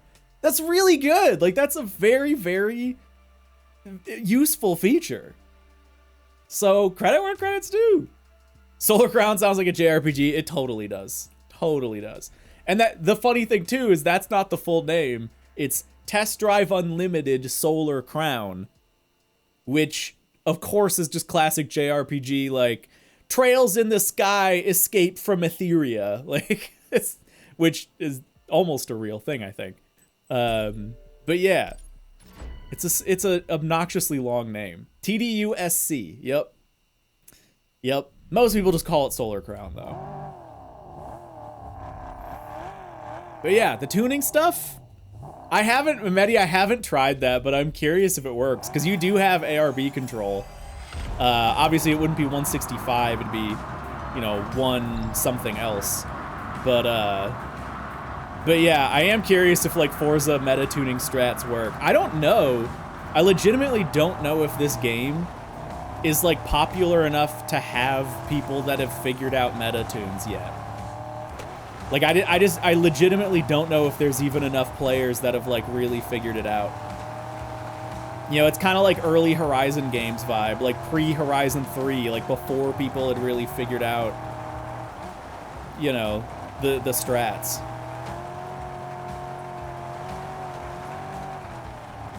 Oh god, we just lost a bunch of time there. No.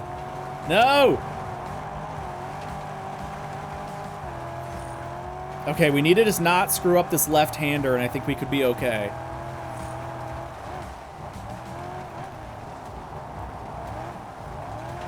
That was pretty good. Little dab of the horn, that always helps, right? Okay, this is balls mode. No lift. Little bit of lift. Oh my god. Oh, no! No! Go! We still got, no, we don't got it. No! Oh, that would have been a really good time. Damn. Oh, that would have been like a sub 30. I should have played it safe. I had like a full second plus. Dang. Now, okay, let's just confirm. Okay, you do get to keep your fastest time. I was a little nervous about that. No, Alpha beat me too. Dang it. That if I would have been able to lock that in, that would have been such a good time. That was like a solid second at least. I think that would have been a sub 30. No! Dang it. Dang it. Such is life though. 3 out of 3 attempts. Like even though I'm bummed about that, I love that that's a feature in the game. Like that's good. Having actual stakes to the racing is good. That's a good feature. I'm so bummed. I wonder now if there's more of those throughout the day. Because again, I've only been playing this for like a week, so I don't like fully know. Yeah, there you go. Race unavailable even. I don't fully know like how often these appear, or I guess how they work, because I thought this was a different thing. But still, that's actually, that is crazy. You get 3 attempts only, and that's it. So I would imagine it's not over for everyone within 15 minutes. I think it still stays up for another like 12 hours. I don't know. I really don't know how that works. Forgive my ignorance. Oh, dude, hip hop, no worries. Is this an expansion? This is a sequel. Yeah. So it's kind of weird. So Test Drive is a franchise that's been around since like the 80s. Test Drive is the longest running racing game franchise of all time. If you are going by first game to newest game, there's nothing that's older than Test Drive. I think the second closest is Need for Speed. But anyway, Test Drive's been around forever, since like the late 80s, I think. And then in 2006, they made like not an offshoot. The Test Drive series has like swapped hands a lot, and they've tried a lot of different things. Like they've done open world games, they've done off-roading games, they've done like demo derby games, they've done lots of different things, because it just gets like tossed around. The name just kind of gets tossed around. And then in like 2006, they made a game called Test Drive Unlimited, and that did really well. That did like better than any other Test Drive game. So they were like, ooh, let's stick with Test Drive Unlimited. So then that same company also made Test Drive Unlimited 2, and that also did okay, but the studio ended up shutting down after TDU 2, and that was in like 2011, 2012. And so the Test Drive series died for like a good decade. And then these guys bought the rights to it. This is Nacon and KT Racing. These guys bought it, and they decided to stick with Test Drive Unlimited, but instead of calling it like TDU 3 or Test Drive something, they called it Test Drive Unlimited Solar Crown. So it's like the offshoot of the offshoot, because the original is Test Drive, and then like the like version of Test Drive was Test Drive Unlimited, and this is like the version of Test Drive.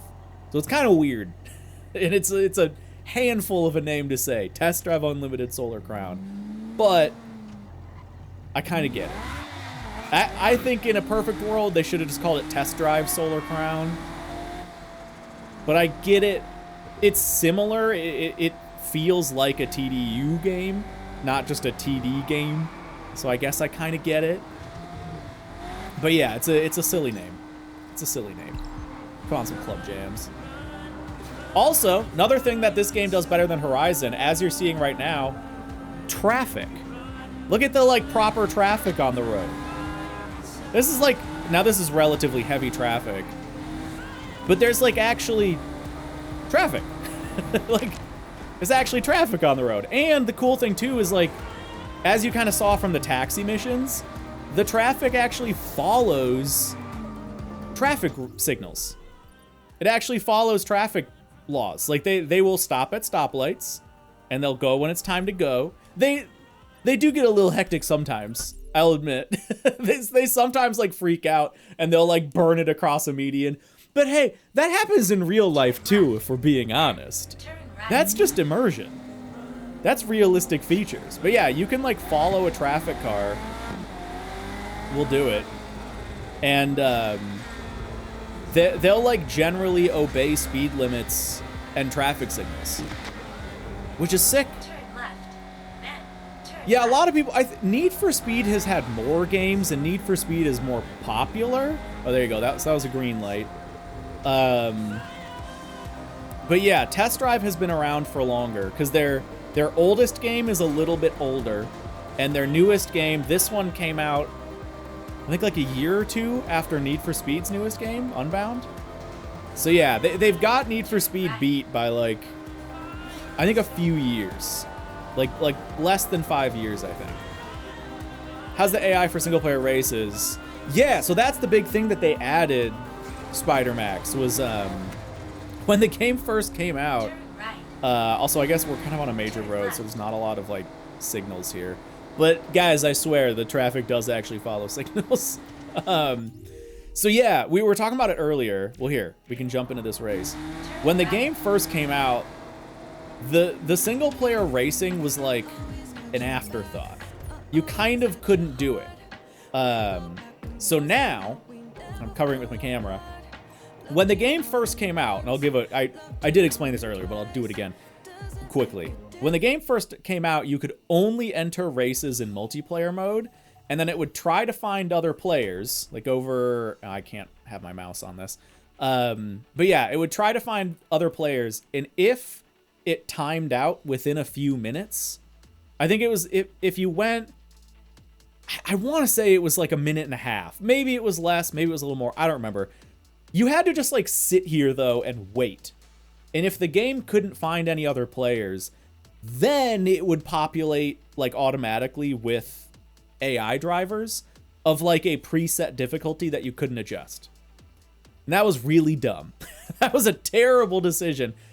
Because the servers were borked and people weren't playing there's like 300 races on the map. So you're not always going to find a lobby that's going to have other people in it. So that was just a terrible decision.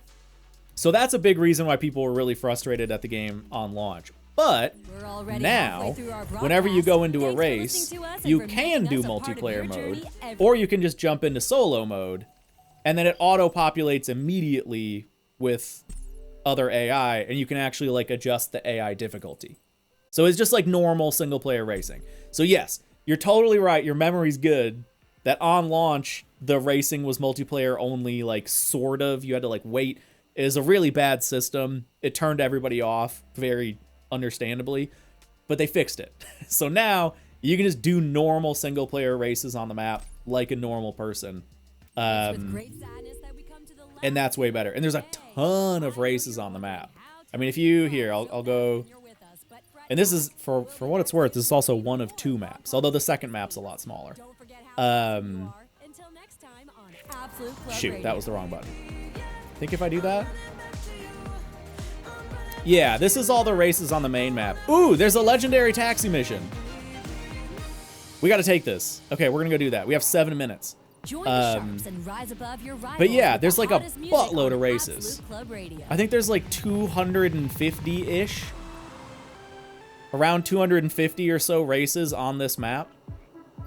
There's a lot. Like, just look in this little area. You know, 1, 2, 3, 4, 5, 6, 7. Yeah, more than that. There's 9 races just right here. And yeah, you can do them all single player now, which is great. The map, another thing I gotta say, that's better than Horizon. In most ways. There's a few ways where it falls behind. But this is actually based on a real place. This just is Hong Kong Island. Like 1-to-1 scale, Hong Kong Island. Geographically accurate.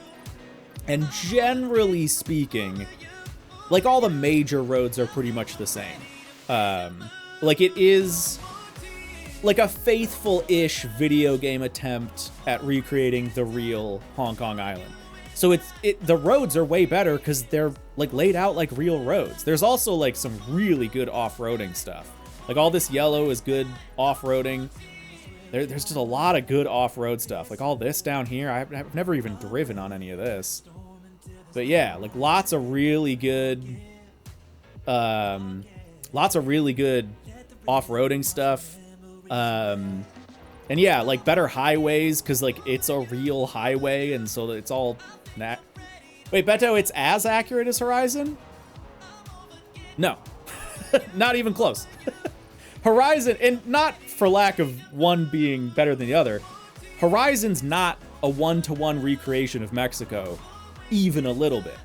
This is like actually a one-to-one recreation of an actual place. Like literally, the geography and layout of this island is exactly the same as the real location. Mexico, the Horizon in Mexico is not anything like that. Horizon maps like mishmash a bunch of stuff together, and they condense like an entire country into a tiny little map, and none of the roads have anything to do with real roads. Hi, everyone. This road, like this highway, actually exists in real life. These buildings, these streets are like all here in real life. The whole map is like one-to-one geographically accurate. So yeah, compared to real life, if you're comparing Horizon, now both systems are fine. But yeah, if you're comparing versus real life, this is vastly more accurate when it comes to real life than Horizon is. But that's just because it's trying more. Like it's just doing that differently. Okay, we got to take this taxi mission. Where's the closest spot here? Oh, it's right there. Nice. Correct. Yeah, it's just Hong Kong Island, but it's again, it is a one-to-one scale recreation of Hong Kong Island. Like this mountain right here is actually right here in real life. And Horizon doesn't do that at all. There's nothing like that in Horizon. Which again, totally fine. That's totally chill. I like how Horizon does maps. But yeah, this is like, they're just doing different things. They're just doing different things. You have arrived. Yeah, Reddit being snarky about something. Yeah, dude, the internet hates this game. We were talking about at the beginning, and not for terrible reasons. There are very valid reasons to really dislike this game, but I think people hate it way too much. Yeah, the internet, as soon as the internet like gathers around something to hate it, like, I mean, you guys, everyone knows this. No one wants to admit it when they're in it, but everyone knows the internet is polarizing. You either hate something and you have to hate everything about it, or you love something and you can't admit any of its faults. And like opinions in the middle, where it's like, oh yeah, I like some of the stuff about it, but this is really frustrating. Or, oh yeah, I love this game, but like, I don't like this one thing about it. That can't exist on the internet. Those opinions they can't. Like, people hate that opinion. And so the internet really banded around this because at launch, it was in a really bad state. At launch, this game was in a really, really bad state. But it's gotten a whole lot better. It's still not there. The performance is really bad. System and region lock, really bad. It's got some bugs. It's got some visual issues. There are a lot of very valid complaints with the game. But I think like people just kind of get a hate boner for something and then just write it off. And the argument I'm making here is like, hold on, guys. It's actually kind of a fun game here. There's issues, for sure. There are things that need to get fixed. But it's kind of a fun game. It's kind of like, I've put 45 hours into this in a week. That's a lot of time. And I did that out of choice. I could have played anything else. Anyway, let's see what this contract wants. Yeah, I read Reddit a bunch, but damn, can it be a complete hive mind? Absolutely. If Reddit feels a way about a thing, that's, yeah, you're not changing that. And again, like, it's tough because, yeah, at launch, this game was bad. Like, it was objectively bad. And now, they've added a lot of really good stuff. And, like, that original vision is sort of starting to happen. There's still... Performance is still really bad, and that's a huge thing for people. Like, very understandably so. But yeah, like, I don't know, man. I'm, like, starting to see the vision of it. Car behind us? I'm starting to see the vision of it. Absolutely. Let's, speaking of, There's nothing better. let's put the roof down for this nice taxi ride. Which they don't have a speed limit on, which is kind of funny. You can take the roof down at like 200 miles an hour if you want. Put our signal on. Hear me out, Hoki. Car Street once you adjust settings. No mess. No. I will not hear you out. I will not hear. Okay, so I was thinking about that oh, she wants me to open the window. The top's down. All right, fine. There you go. Okay. So, yeah, it's got taxi missions, hip hop. And you have to like actually listen to client requests, and different clients have different things that they care about. Like some clients don't care that you speed, some clients do. They'll care about your clothes. Like some oh, now she wants the window closed, of course. They'll ask you to like change the radio station. They'll ask you questions and you have to like give them the right answer, otherwise they get pissed. You can be wearing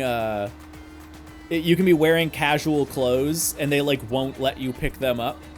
They won't let you take the contract because you're wearing casual clothes, and they want you to be wearing elegant clothes. Excuse me? There's a lot of depth to it, to be honest. Now she wants the window open again. Okay. Yeah, taxi missions TDU1 were fun. Dude, I'm with you. They were. Wait, do I have my... Oh, I have my turn signal on. Whoops. Oh, wait, and did I... Thank you. Did she... Dude, she's just asked... She's like, window up, window down, window up, window down. That's kind of one of the downsides of it, is like, there's only so many things they can ask you to do that it ends up just repeating the same stuff like over and over. Ooh, is she gonna care that I just did that? No, okay. She's good. Excuse me? Are you sure you put my saxophone in the trunk? Yes, don't worry, I made sure it was secure. Okay, there we go. Nice. This is a good answer. Like, it's... I love these. Like, I honestly love these. They're so fun. These make me want to drive with a wheel, too. And go, like, full immersion mode. Yeah, Layla will remember that. And she will. She'll get pissed if I'm like, wait, you didn't put it in? Didn't you put it in the trunk? Oh, speed limit's 70 here? Oh, you meant Angie Graham? She's an incredible woman. Angie who? Oh, hold on. We got a Fiat going off the road here. I'm gonna try. Her name seems familiar. Yeah, she's an incredible driver, right? Yeah. Whoa! Great. Like, it's just distracting enough. I hope she's okay that I did that. Yeah, she's fine. It's just distracting enough that... And, like, there's just enough stuff you have to focus on where even though I'm going slow and like trying to follow the speed limit, like, this is stressful. This is, yeah, also, yeah, wait, would her saxophone fit in the trunk or in the frunk of of this Ferrari? I don't think it would. Someone Google what the cargo capacity of this car is. Hey. Do you play any instruments? Listen rather than play. Try to... No, I really like to... I don't have enough... Ooh, I actually don't know what the... No, but I'd really like to learn one, maybe? Hold on, I've got a little bit of time. Okay, they're stopping for me. Go, go, go, go, go. No, but I'd really like to learn one. Great idea. Okay, she did like that. All right, good. Saxophones are not terribly big. Yeah, but like in a case? Listen, here's a little bit of Hoki lore for you. I am uniquely I am uniquely equipped to talk about this because I played saxophone for like 4 years. I played alto and tenor sax. So yeah, I have personal knowledge of how big a saxophone in a case can be, and I'm just saying, I don't know if they would fit in a frunk. Yeah, there's some deep Hoki lore for you. I played saxophone for about 4 years. Yeah, I think about 4 years. Okay, now she wants the window closed. Thank you very much. Green light, we're good. Woohoo. Stick with cruise control, aka autopilot. Yeah, I know, I should be using the cruise control a little bit more. What I need to do is map the, I need to map those to like the D-pad or something. I have left and right turn signals mapped to the D-pad, but I need to map like cruise control buttons to something. Because it's a little bit clunky, whoops. It's a little bit clunky to like go do it in here, you know? Are we going? There we go, okay. She liked that I waited for the stoplight. Also that, yeah. They're gonna be fine. There we go. Limiter, yeah, yeah, it's chaos on its own. Oh, thank you, Beto. Oh! Okay, she did not care that I slammed on the brakes, good. Okay, got high beams on. I know, I turned on the headlights. I can turn them off again. There you go, more immersive. It was just a little bit dark in that little space. But yeah, I definitely, yeah, I should use the cruise control stuff. But it ends up throwing me off sometimes a little bit more. Because I have to like navigate through the menus. And especially in the city. Oh, wait, that was a red? Oh, no. Wait. And that dropped me 2 stars? No, and we're almost at the end, too.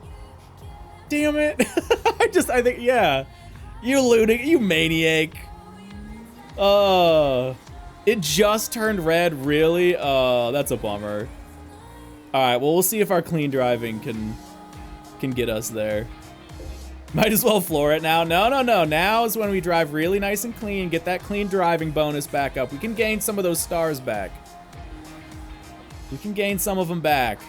Oh my God, she's right there. Of course I would run a red light right at the end. Because that's kind of the nice thing is if you screw up at the beginning, it doesn't matter that much. But if you screw up at the end, it's way more penalizing because you don't have. I wonder if I can like deviate from the route. We're gonna try it. We're gonna use this as a little experiment. I'm supposed to turn left there, but I've got a little bit of time to like get.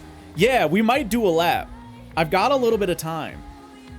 Yeah, I have like minutes before I need to get where I need to get. So I'm gonna like do a little lap around the block and see what she thinks. Uh-oh. Turning radius. There we go. Oh, this might actually work. Lights green. We're chilling. Our clean driving is very, very slowly going up. Yeah, I don't know. It might know that I'm trying to do this. It's not giving me a lot of clean driving points right now. No. They're too smart. They know. They don't let you cheese it. Dang. All right. I mean, that's good. Ultimately, that's good. We'll put on our turn signals here. Wait for that one. Dang. Dang. No, I know. But Hip Hop, that's what makes it so fun. Because, like, everyone, like, that's a meme, right? Like, everyone's like, oh, isn't it fun in, like, Grand Theft Auto sometimes to just, like, behave? Like, everyone's done that. Maybe not everyone. But that's totally a thing that people have done where it's like, oh, it's sometimes it's kind of fun to just obey the traffic laws in a game like GTA. And this turns that into a game mode. And I like that. Like, that's cool that the world actually accommodates like following traffic laws and like driving smoothly. Like if I brake too hard, she will get mad. Or if I like steer too hard, or like if I drift, she'll get pissed. Like I love that it's systems like that that make the world feel, I guess, more believable in a sense. All right, we got like 2 points on this, by the way. Make sure we park nicely. There we go. All right, we could have done better. Great. But that's okay. How much do we get for this? Yeah, non-crazy taxi, right? Yeah, Drekus, yeah, kind of like in Motortown. Oh yeah, we're not gonna get a good bonus. Only 15 grand for a 3-star tip. Okay. Okay. I mean, the client, that's still 200K. That's not bad. That's pretty good money. 9 cubic feet is the front capacity. All right, that's saxophone size. That is saxophone size. I'll give you that. Wow, yeah, dude, with the bonuses, dang. First time doing that contract plus driving assists, 275K. That was actually still very worth it for the time investment. And the fact, we did not need to go do a lap. We could have finished that, a minute sooner. Yeah, that was a good contract. That was a really good contract. It's great the passenger wasn't talking the whole ride. Yeah, can you like Uber rate the passengers as well? Ooh, there's a new high stakes event. Yes, okay, there are more of these. So now I'm so curious. Because the one that, I think it was right here. Do I like, what happened with that? That's what I don't know. Is like, that's happened, it started, it ended. Did I get the payout? Oh, there you go. Yeah, high stakes off the beaten track 1 with a pot of 50K. Oh, cool. Okay, so there you go. I think I got probably booted out of the podium on that one. Because I think the total pot was like 100K or something like that. All right, let's go do this one. What is this? Asphalt supercar, stock supercar. Interesting. We'll go down here. Okay. I remember some games didn't like when the player obeyed the traffic laws, like pedestrian cars just running in your back. Well, right, exactly, Spider. Like, a lot of games, it's not built around stuff like that. Because the traffic, like, they build the game expecting you to, be crazy, be, Mr. Grand Theft Auto guy. But it's nice that this game, like, is built around allowing you to drive normally, and the traffic all drives normally around you, mostly. There are exceptions to that, but mostly. And that, like, paired with the fact that this is a, more or less recreation of a real-world place. Let's switch cars here while we're here. It just kind of makes the world feel, real. What they really need, they need people. My God, does the game need people around? It feels so lonely. And that sucks, I will say. That fully sucks. But again, like, the bones are there. I think we'll actually drive this for the event. But the bones are there. If they can get to a point where the game's performance can improve, and they can, like, have people walking around and... Like, I could be wrong about this, but I don't think there are, like, planes, in the sky or anything like that. Or I don't think the trams move. I could be wrong about that, too. But, like, having some public transport, having people walking around, having other real players in the map. God, if they're so bold. Yeah, like, this is stuff to make the world feel a little more alive. Like, I'm telling you, there's so much potential here. There's so much potential if they can just realize it. Because the core of the map is so good. The roads are really good. The environment, like the variety of environments are really good. The fact that, like, traffic functions, that's cool, that's good. There's so much good stuff to the map. It just feels, you know, lonely. It feels lonely. Yeah, dude, the visuals can look really good, Spider. The visuals can look really good. Yeah. Spider, yes, there is a battle pass. We've been talking about it. So here's what I'll say real quick, because we have a minute before. Yeah, we've got time before we have to jump into that. So, okay, this is interesting. See how this now has 12 or 11 hours on it?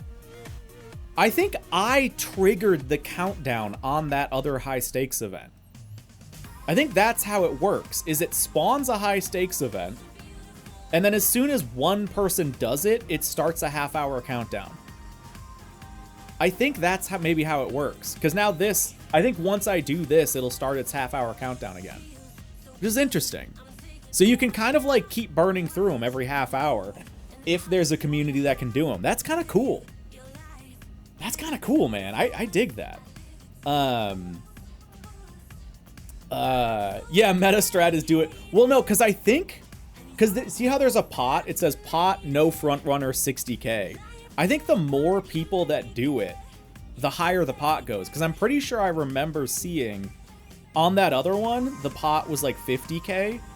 And then when I had done it and a few other people had done it, it went up to like 110K or something like that. So I think there's like a percentages system to it. So you can do it in the middle of the night and get some money.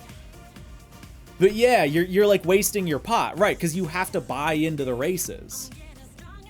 Yeah, because every time you do an attempt, it's 10K for a max of 30K.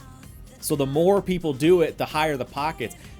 That's a cool ass system. Now that I'm starting to understand this, I gotta be honest, that's really cool. Now, unfortunately, it kind of fails because the game's not that popular, so not that many people are doing it. But, like, the system is in place. That's a very cool concept. I really like that. I really like that. Like, yeah, it is like gambling. like racing gambling. That's really cool. Okay, but anyway, yeah, quick thing on Battle Pass. Historically, I hate Battle Passes. I've never, ever engaged with a Battle Pass before. Ever. I've literally never bought a Battle Pass. If a game has a Battle Pass, it's a turnoff for me.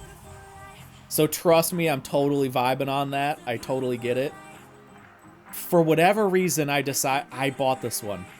I don't know. I guess I was just like, I was kind of feeling it for what I don't agree with that. I don't agree with the fact that I bought it. But it was $5.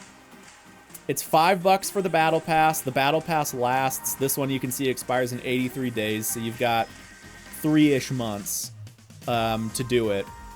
So it's $5 for 3 months of like rewards and stuff. You know, don't do it if you don't want to do it. It unfortunately does come with, I think, 2 exclusive cars. This one's free. You don't have to pay for this. This is actually free. So you can... It's one of those things where there's like a free tier to the pass and a paid tier. You can see like where it says public right up here. That means you don't have to pay. So that's public. Those wheels are public. That license plate is public. That paint color is public. That hat's public. The money's public, and that watch is public. But then if you pay, you get all the other stuff. You get the shoes, you get the wings, and then 2 of the cars are paid. The P72, the De Tomaso P72, and the Urus Graphite Capsule. Those are paid. But yeah, the Aston is free. So if you just play enough in this 90-day period, the Aston's free. I don't know how it drives because I haven't unlocked it yet. I'm only here on the pass. You can see the orange. So I'm at level 31 on the pass, and I need to hit 50. But I'm very curious how it drives. Because, yeah, the having, like, an actual GT3 car, and not only at that, but, like, a sick GT3 car, I hope this is good, man. I hope, because this, it's a sick car. It's undeniably a very sick car. So yeah, I'm absolutely shooting for that. Anyway, let's do this event. Let's get ourselves a world record. Okay, so this is supercar has to be stock. So we could take the SVJ. What's eligible? What's a good car stock? Probably the SVJ, to be honest. I think the SVJ is a pretty meta car, so let's just do that. Attempt 1 of 3. Okay. Okay. Dude, Steven, I'm still nervous to like look at that. There's a little visual bug. I'm still nervous to like oh wait, no, that's actually a ghost. Still a weird visual bug. But yeah, I thought that's not as bad as I thought it was actually. I was like, what is going on top of my car? Dude, this Audi is smoking me. What the hell?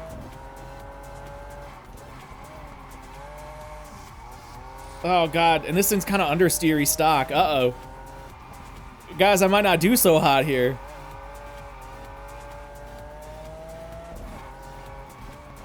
Also, the game's really quiet, and I apologize. I don't think I can pause it in these. Oh, I can. Turn that up a little bit. Yeah, dude, the Audi's rapid. I gotta see which Audi that is, because I have the like Centennial Edition or whatever it is. Also the P72, I think somebody asked about the P72 as well. It's fine. I don't think it's gonna like be a meta car or anything. It's pretty hectic. It's pretty tail happy. Oh my god. We actually got saved by that pole. If I didn't hit that pole, I would have been off into the woods. Woo! All right. Oh god. Okay, dude, we are getting absolutely smoked by this Audi. But yeah, I hesitate to actually recommend the game if you don't own it right now. Here's what I would say. The game pretty regularly goes on sale for like 20 to 25 bucks. And it will probably do that again soon because Black Friday is coming up and, you know, holiday season's coming up. I would absolutely say this is worth the $20 to $30 on sale. Like, no question. I now have 80 hours in the game. There's plenty of content left for me to explore. They are doing free content updates regularly for the time being. For 20 bucks, I think this is a total no-brainer. That comes with caveats, though. Oh my god. No! Dude, this is 10 grand wasted. We're gonna have to try this again. We might try it in another car. I get so much understeer on braking without being able to tune that.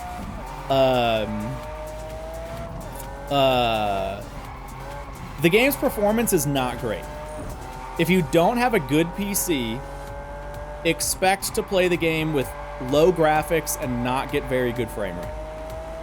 That's a big, big caveat. That's very important. I have one of the best PCs money can buy, and I still struggle with frame rate. Now, granted, I'm playing at max settings, but still. If you're on console, apparently it's better. Console is apparently fine. But even console is not perfect. And, you know, the game looks a little worse on console. So yeah, big caveat to that. If you don't have a great PC, I would just kind of hold off until the performance patch.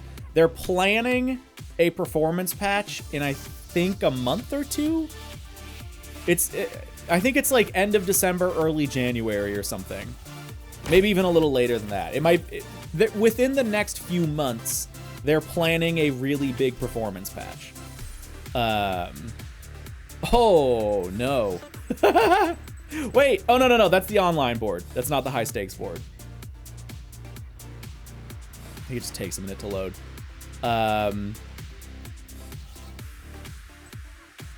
Now, hold on just a minute. Wait. Oh, I wonder if what it's doing, it was giving me a ghost, I think, of the normal race. Because this isn't, it's converting a normal race into a high stakes event. So I think it was giving me a ghost of the normal online leaderboard, not the temporary high stakes board. I think that's That's where it's pulling ghosts from. Because we only barely lost to this guy, and that was just because we hit a rock. So I think we might actually be doing okay. I'm going to retry. I'm tempted to retry in the Audi. Okay, so hold on. This goes down to 735 stock. I've got the Decennium Coupe. That goes down to 668 stock, so there's no way that's better. That goes to 676 stock. 664. I think the Lambo might still be the best pick. 685. We just need to, like, not suck butt at it. Oh, wait, can I still? No, I don't think I can. Oh, maybe I still can? No, I have to, okay, you have to remove upgrades. Can I still do any tuning? Damn, you can't do any tuning. Can I do one of the preset setups? Can I do like circuit setup? No, you can't do anything. Okay, so it has to be the bone stock car. Dang, that's a bummer because, oh wait, and the time to beat is 2:37. Okay, we got to nut up because we didn't even beat like the in-game default time. All right, here we go. Attempt 2 of 3. Yeah, the humans don't look great. They look very weird. In the new patch, they're like shiny too. They didn't used to look that bad. They've never looked great, but they didn't look that bad before. But yeah, anyway, as far as recommending the game goes, I would absolutely recommend trying the game again if you bought it on launch. That's a no-brainer. If you tried the game on launch and you haven't played it since, and performance wasn't your primary like concern, I would absolutely try it again because there's so much new stuff in the game, and a lot of it's actually pretty fun. So if you already have the game, definitely try it out. And if you can get it on sale, because it regularly goes on sale for 50% off, get it on sale. As long as you have a decent PC or want to play it on console. But on console, you might not be able to get it on sale. Because I don't know if they do the same sales on Steam as they do on, like, the, you know, PlayStation Store or whatever. But with that said, like, oh my god, that's that corner. Okay, we did okay. We did okay. It's a good corner, actually. So here's the thing. We haven't really talked about this yet. About, like, what they're adding to the game and blah, blah, blah. And, like, when I would say it's a good game. Because right now, I would say the game's, like, major flaws are performance, the fact that the worlds are kind of dead because of the region lock and system lock, and the fact that towards the end game, there's not a lot of stuff to, like, shoot for. Like, at this point, there is a lot for me to do. There's still a ton of races. There's still a ton of challenges. There's still a ton of cars to get. But, like, I have the cars I need. And so at this point, like, all money earned is kind of just to, like, get bonus cars. Which is, I mean, that's a valid thing, but, like, there aren't many stretch goals in the end game. And yeah, so Spider, they're adding houses. But those aren't coming till middle of next year. So you've got like 6 months to a year to wait for houses. They're working on it, but it's gonna be a bit. They're currently saying July of next year. July 2026, so like at least half a year. And probably later, because I think it's getting pushed back. Dude, we still didn't make the time. We did way better. We still didn't make the time. Dang, man. And that was like a decent run. That was a decent run. Like, we drove that fairly proper. There's got to be better cars for this. The stock requirement's got to be what's holding me back. We should actually look at that. I know, washed. Absolutely washed. Yeah, so, okay, so anyway. Oh, look at that. I got a nice chauffeur's uniform to wear. Did anybody else do this? World record again! Woo! We did it! 302 and 245. Let's see how long that lasts. I'm so curious though what happens if you don't beat the time. Like if nobody beats the time, does just nobody get the pot? I'm tempted to like maybe buy another car to see. So okay, so what was the restriction of this? Oh no, okay, so this does have still 10.5 hours on it. Maybe it's because no one's beaten the time yet? I don't know. Okay, minimum of 650, has to be supercar class. What is the highest stock class supercar? The Pista 744, I know that's a good car. Yeah, you got here, I'll hide my camera, you guys can see this. So it has to be S class. The Pista 744. No, the GTR wouldn't work. No. The ZR1 is 720. Ooh, the Ford GTs are 740. Okay, those are close. Nothing there. Yeah, nothing there. So we have the SVJ, that's 735. Yeah, that's pretty much the best opportunity there. 721. 720S is 744. It's potentially better, but I haven't heard a lot of good things about that car. I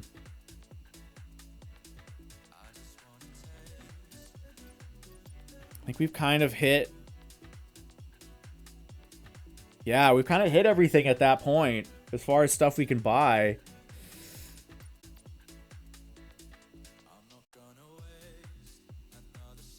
So really, I think the only thing that could potentially be better is the 488, because I've heard that that's a good car.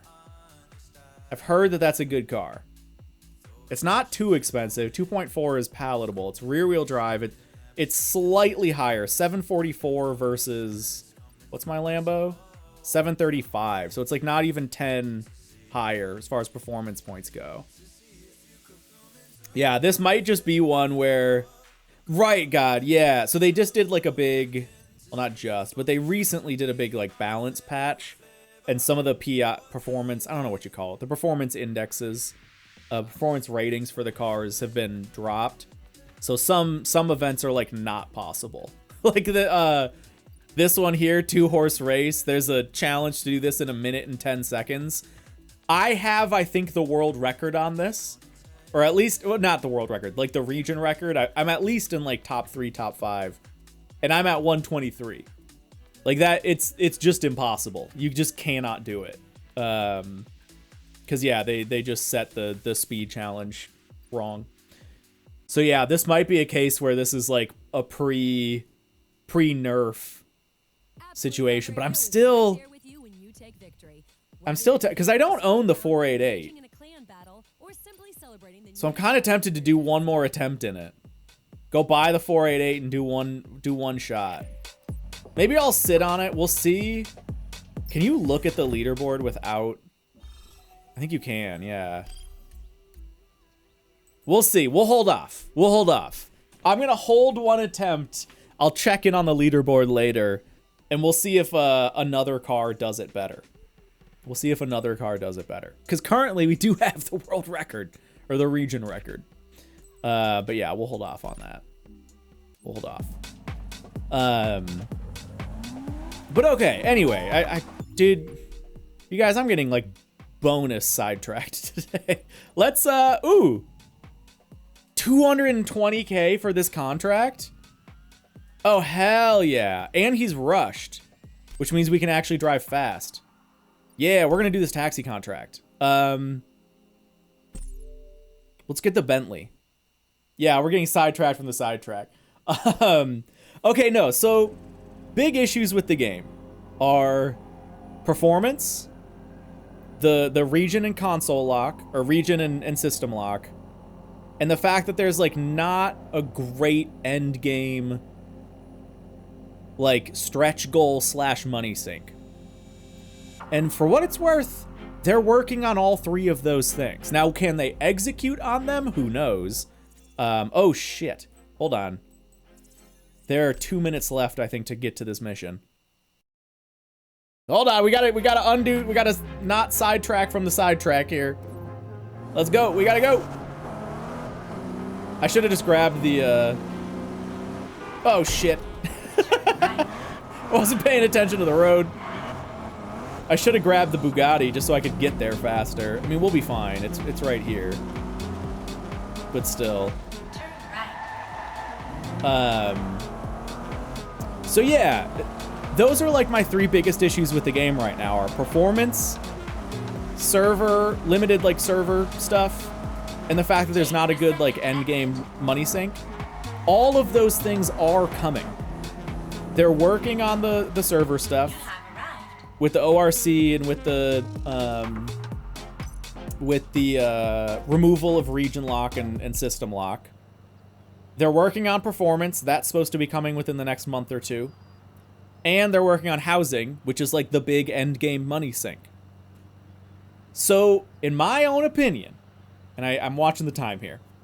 In my own opinion, if they can get through this next year, and if they can actually remove the console lock and the region lock, add the ORC, the official racing center, to like bring back PvP, do a proper performance patch that actually improves the performance, and add houses that are like a good endgame money sink, this is, in my opinion, that's going to make this a very good game. Like, very good game. Not to say it still isn't going to have issues. There's a lot of goofy-ass stuff that's still wrong with the game, but, like, I think that's what it needs to go from, oh, the internet hates this, it's turbo shit, to, like, wait a minute. This actually deserves another chance. They've, like, kind of No Man's Skied it. And I don't say that lightly, because No Man's Sky was a big thing. But yeah, I think there is a path towards No Man's Skying this. In a way. In a way. You're here. They just need to actually do it. Let's get going. And I don't have the most confidence that they can, because with every update they break something, and it takes them a really long time to fix stuff.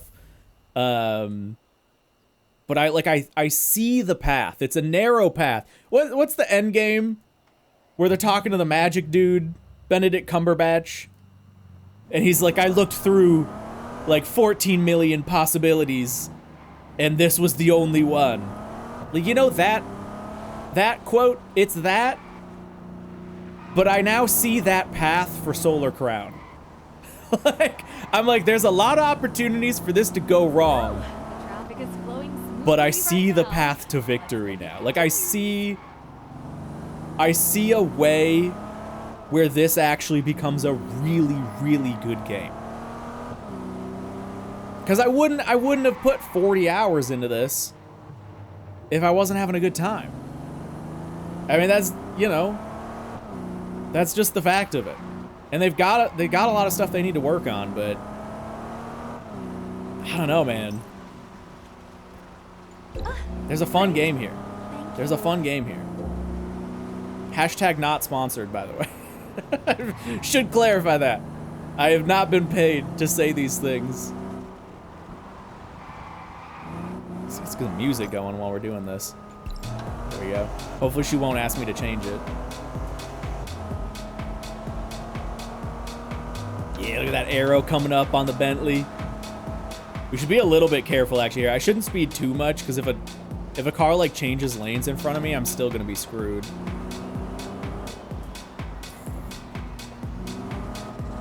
We're on that light. There we go. Join the Sharps and rise above your rivals with the hottest music on Absolute Club Radio. It's a little dark. Might let's get the headlights on. There we go. Oh, big body Bentley. Okay, we're just barely squeezing through. Close the window. Yeah, give me a sec. Okay, she doesn't care. Windows up. Where are we going? Up here. How's the music in general? Very much depends on which station you listen to. And what, like, generally what music you like. The rock station's pretty bad, in my opinion. Wait. Oh, wait, did I? Oh, no, I didn't get the windows. I'm sorry, lady. Whoops. I was not paying attention to that. The rock station is, I would say, the worst. I would say that's the worst station. The EDM station on the mainland, sorry, I guess it's still an island. The EDM station on Hong Kong Island is pretty good. The EDM station on Ibiza is phenomenal. Like, legit, if you like electronic, like, trancey, you know, house, whatever, the EDM station on Ibiza bangs. It's very, very good. The rap station, or the hip-hop station, is, I'd say, fine. Thanks a lot. Retro FM, great. Retro FM is great if you like more like the Midnight or Time Cop 1981, or I think it's 1983. If you like that kind of like retro-y, like more synthwave or like Outrun style music, that's a good station. The world music station's pretty good, although it can be kind of hit or miss. I'd say that one's a little bit hit or miss. Some of the tracks are really good, some of them are eh. Yeah, I'd say overall, the only station that sucks is the, ooh, this is a tight parking spot.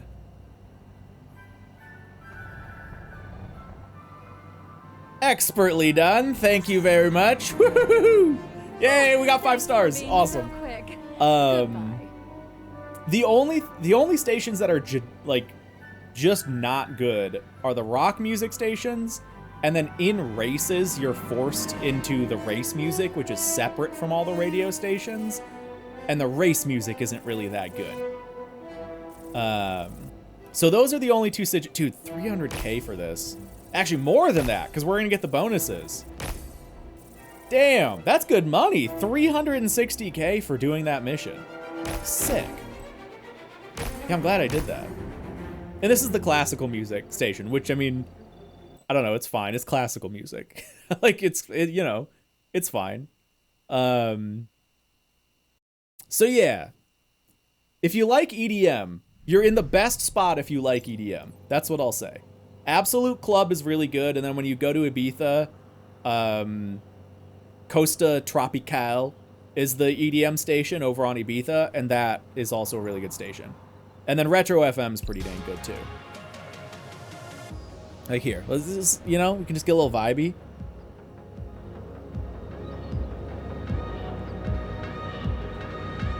I mean, come on.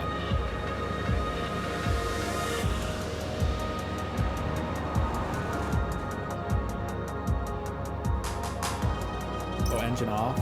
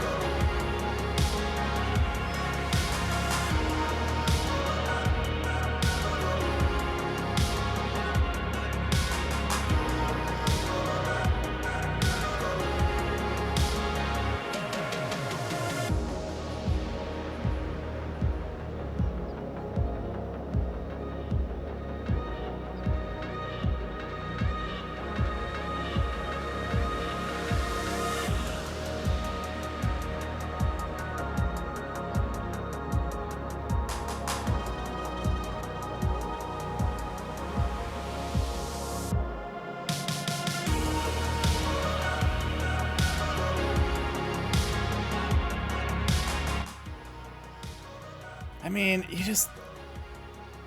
you can't say there's like not a vibe there. And it's not everywhere.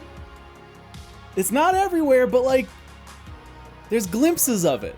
There's glimpses of like, oh shit. Like there's kind of something to this. Yeah. Like, I don't know, man. Also, this is kind of a little sick. This is a sick shot right here, I will say. I'm gonna save that, actually. There are DJs on, I think, some of the stations.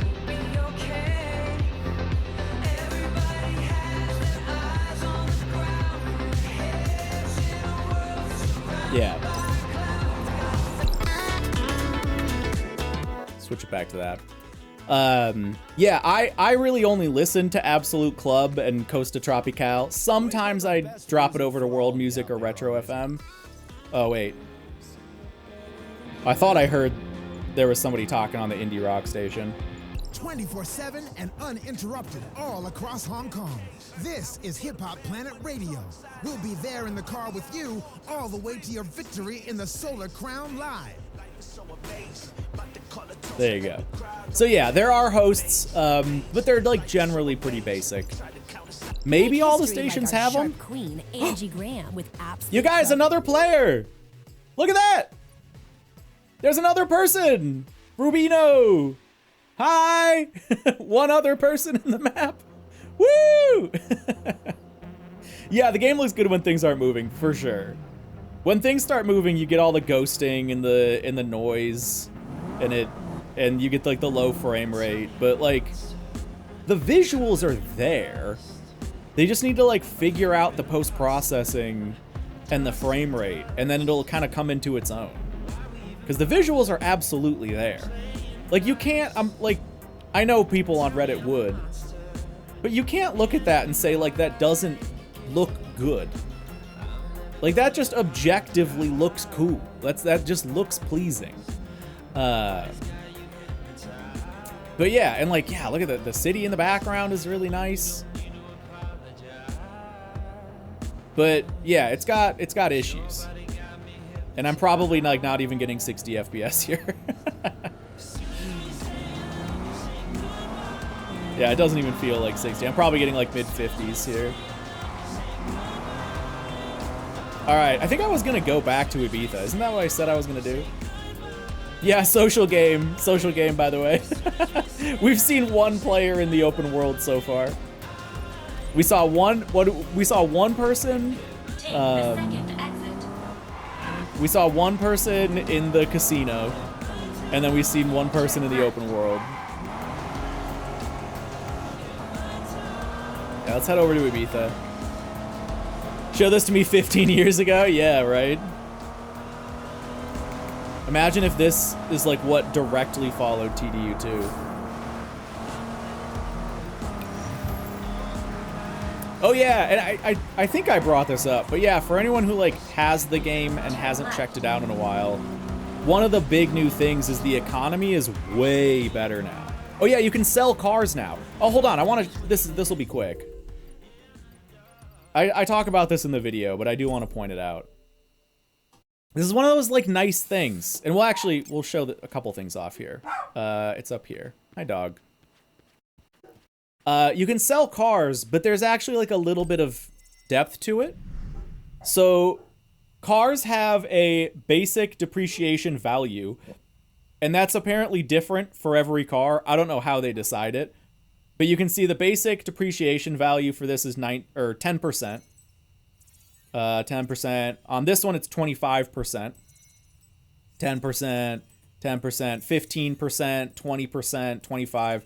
So there's like a basic depreciation value for every car in the game. And then also there's mileage-based depreciation. So for cars I've driven a lot, like I don't know, have I driven that a lot? No. There you go, the Taycan. The Taycan I've driven at 200 miles, and so that's 1% mileage-based depreciation, which adds on like more, or takes away a little bit of sell value. Which is cool. And it also, like, it you can see on the left there and on the right, it factors in the cosmetic and performance parts that you have on the vehicle. So, like, there's a little bit of thought that goes into it. it's not just like a Horizon. Well, Horizon you can't even sell cars, but well, not solo anyway. But yeah, like there's a little bit of thought in the sense that like the more you drive the car, the less value it has. And then there's also like a basic depreciation value just in terms of, I don't know, I have no idea how they determine it, but there's at least like a nugget of depth to it. And I like that. I think that's cool. Like the fact that there's like that little bit of extra realism of like, oh, I'm actually lowering the value of this car by driving it more. I like that. Like that paired in with all the stuff of, with like, you know, you can control the windows and the roof and cruise control. Like the cars feel more like cars in this game. Like in a game like Horizon or even like Motorfest, the cars feel like toys. Like it feels like you're playing with Hot Wheels. And TDU has always been more about like, no, the cars are cars. And that you will treat them like cars. And they're like, this game is now kind of getting there. Also, somebody asked earlier if there were garages. There is one garage. You have a 6-car garage. You can put any cars you want in here. Like I can swap out to, you know, whatever other car I have in the garage. But yeah, you do get one garage that's, you know, customizable in terms of what cars you put in. And, you know, just kind of like minor cool TDU stuff. You can actually like get in and like this is how you can start the cars. And I can like beep the horn. And then if I want to, I can like start the car and leave. Or, you know, I can roll the window down. And like it's little stuff, you know? It's little stuff. Well, it's only 6 visually, Mag. You can have, I think you can own every car in the game. I don't think there's a size limit. But yeah, visually, like, you can only display 6 cars here. Which I need to go through and... Do you like, Magnus, do you like my old Mercedes facing new Mercedes? I thought that was kind of fun to have as my, like, my opener to the garage. Was old versus new. And then these are just like the cars that I drive a lot. But yeah, I don't know. Like a lot of the criticism about this game, which was very valid at launch, was that there's just like not a lot of TDU vibe to the game. Like it doesn't feel like an old TDU game. But it kind of does now. It kind of does. Like when they add houses, it certainly will. That's kind of one of the big things that's still missing. But like with the taxi missions, with the car delivery missions, with like, you know, the walking around and opening the doors, and like with the fact that cars have cruise control that actually works like cruise control, and the cars have, you know, you can like put the top down and stuff. Like it's starting to like come into its own. Like it's starting to kind of become a TDU game. What should we drive? We were driving this towards the start of the stream. What the hell? We'll drive this. And we'll take this to Ibiza. And like you can like look around and there is interior customization. Like you can pick between any factory interiors. Where's the start button on this? There it is. But yeah, like it's getting there. It is absolutely getting there. We're gonna head over to Ibiza and see what there is to do there. Real quick. And then yeah, we do actually, oh yeah, we gotta go real soon. I don't have too much time. Yeah, we've been live for 4 hours. 4 hours playing Solar Crown. And let me tell you, I've had a lovely time. Oh, okay. I was wondering why it's like directing me in the opposite direction. It just doesn't like that I'm going that way. I've been having fun playing it. So one of the reasons I wanted specifically to stream this, because I was like, I wonder, am I just like in this little like this little personal bubble, and as soon as I have to like show the game to other people, then it's gonna like be weird and I'm not gonna like it again? That has not happened. That has not happened. And I'm kind of glad about that. I still think the game's actually fun. Ooh, that's kind of neat. I don't think I've ever seen that like lit up at night. Like funky Chinese boat. That's kind of cool. All right, to Ibiza.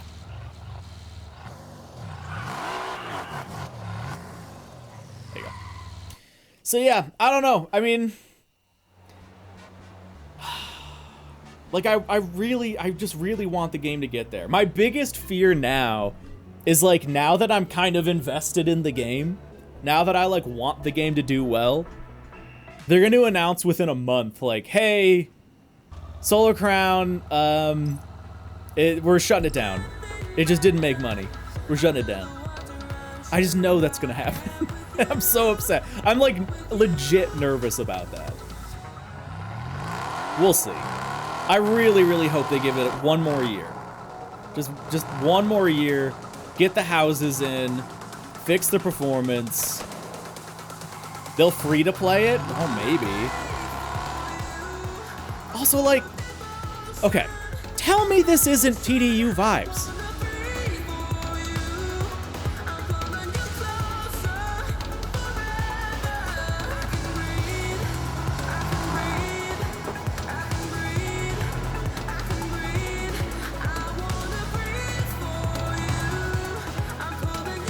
Like, look at this. It's a vibe. Look at that cool ass building. That's a real place, by the way. You can, I think it's a hotel. I think you can stay there. Frame rate's chugging. It's classic TDU experience.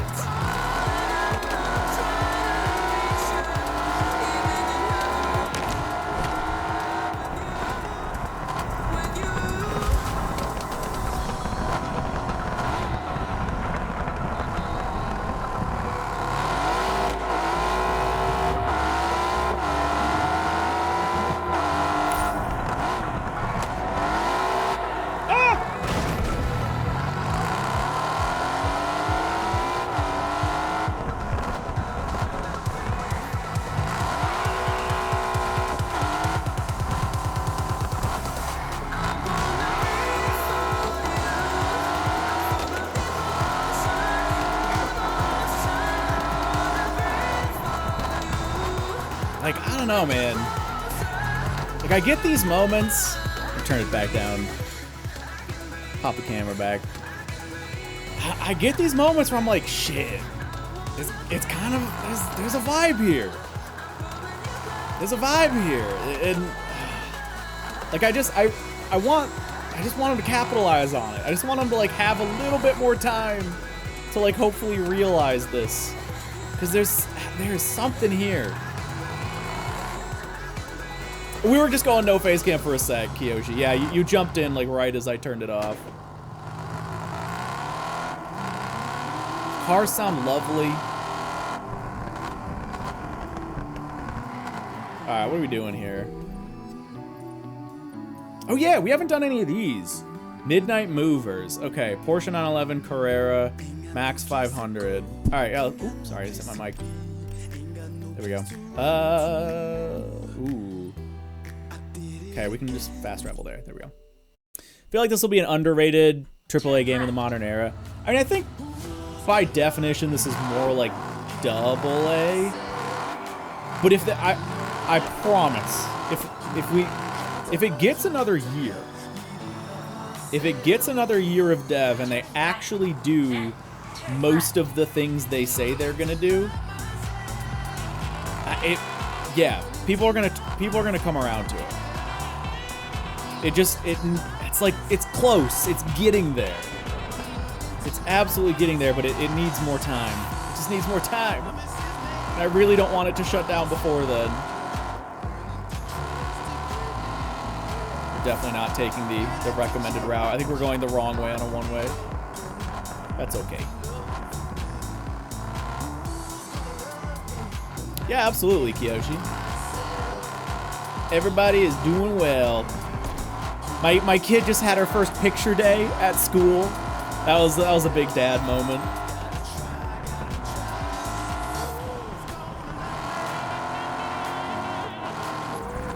Take the 4th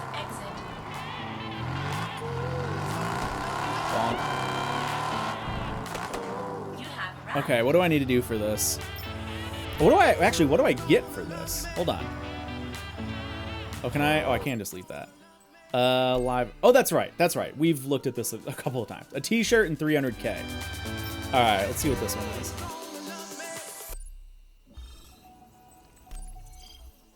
Ooh. I don't think I've ever driven the Porsche, or at least I haven't driven it much. The Audi TT is like meta car. But is this stock? No, it's max 500. What was that's 450. So this I could just bring down to 500. Yeah, 499. That's like objectively the better car. We're gonna do this once with the Audi, and we're gonna try it again with the Porsche. We're just gonna see. We're just gonna see. Yeah, well, I don't even know, because I don't go to school to see, so I'm so curious to see how the pictures are gonna turn out.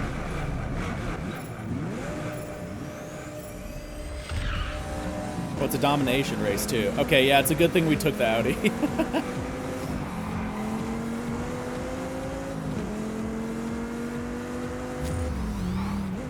Also, like, nice thing about Ibiza, and they actually just did this. All of the props for the races, you're not really seeing them here. I don't see too many of them.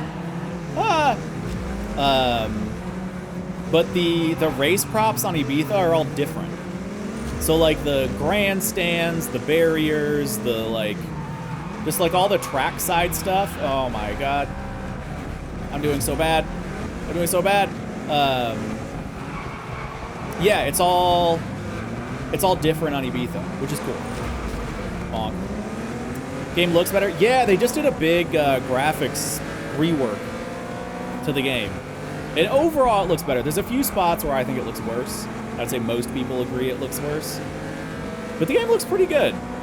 Performance is still bad. Performance is definitely still bad.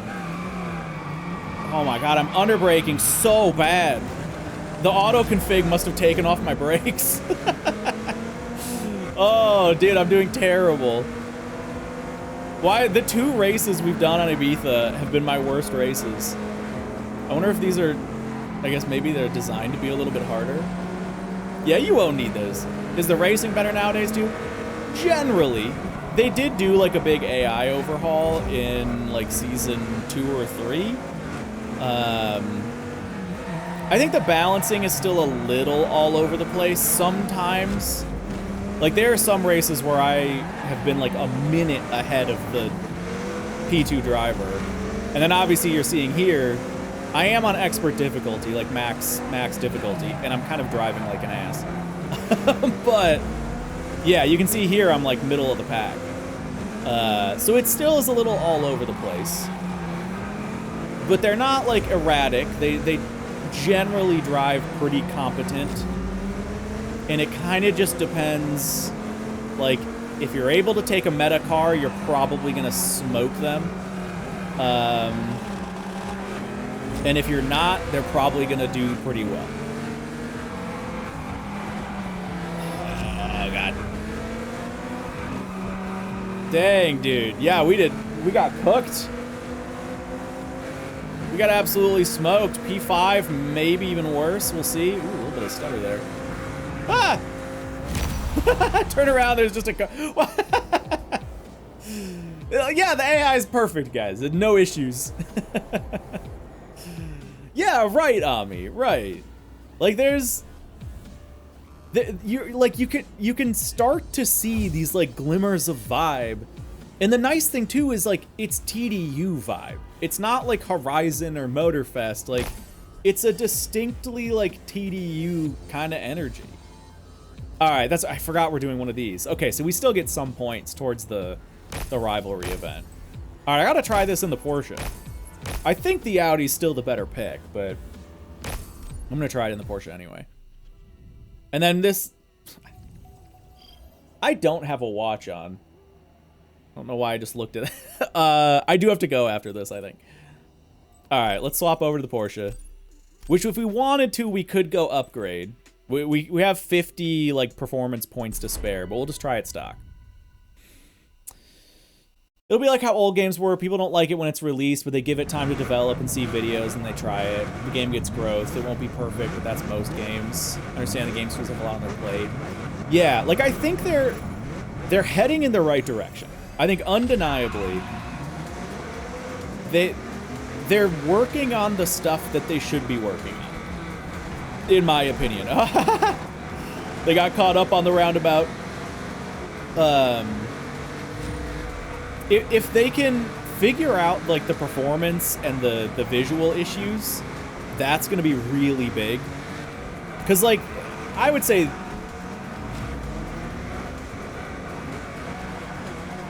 Sorry, guy. The performance is maybe the biggest thing holding the game back right now. If you can't run the game, you can't run the game. That's objectively bad. Like, there's no exception to that. So yeah, if they can figure out the performance, which is the next update,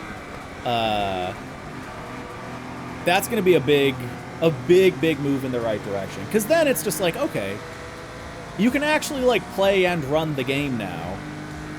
The content of the game has shortfalls, but at least, like, it runs.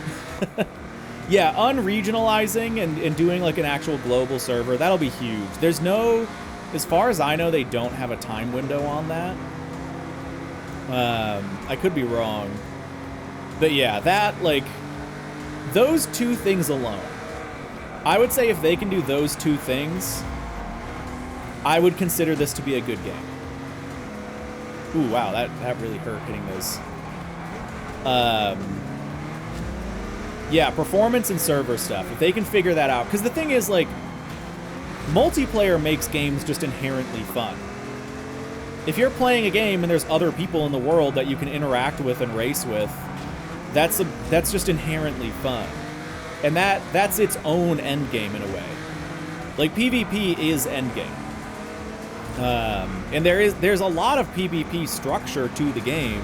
It's just nobody engages with it because no one's playing the game. And everything is segmented between different servers and all that stuff. So, oh, yeah, sorry, you can shortcut this here. I'm actually doing a little bit better in the Porsche. This might be the strat. Because we can still upgrade this. I can't do it today, but yeah, I think the end game stuff can definitely... Okay, at least I think those cars are ghosted. The end game stuff I definitely think could be sort of solved with an actual player base that you can play with.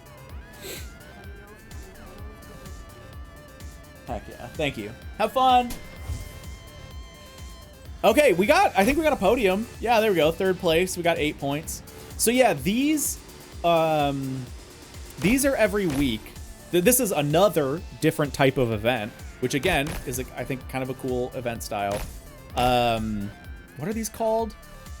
They have a name in the pause menu. Yeah, exactly, Dumbo. Yeah, there's 8 regions. It's like North America, South America, like, you know, Africa's its own region. I'm sure that there's like an ocean. Oh my, what is that?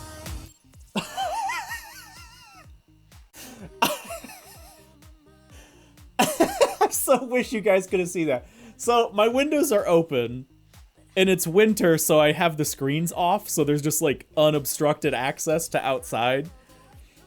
But my curtains are closed. My wife from outside just opens the curtains, gives me this like shit-eating grin, and just tosses a pile of leaves into my room. And then just leaves.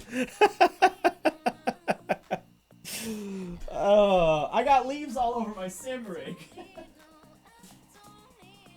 There you go. There's some nice fall foliage for the stream.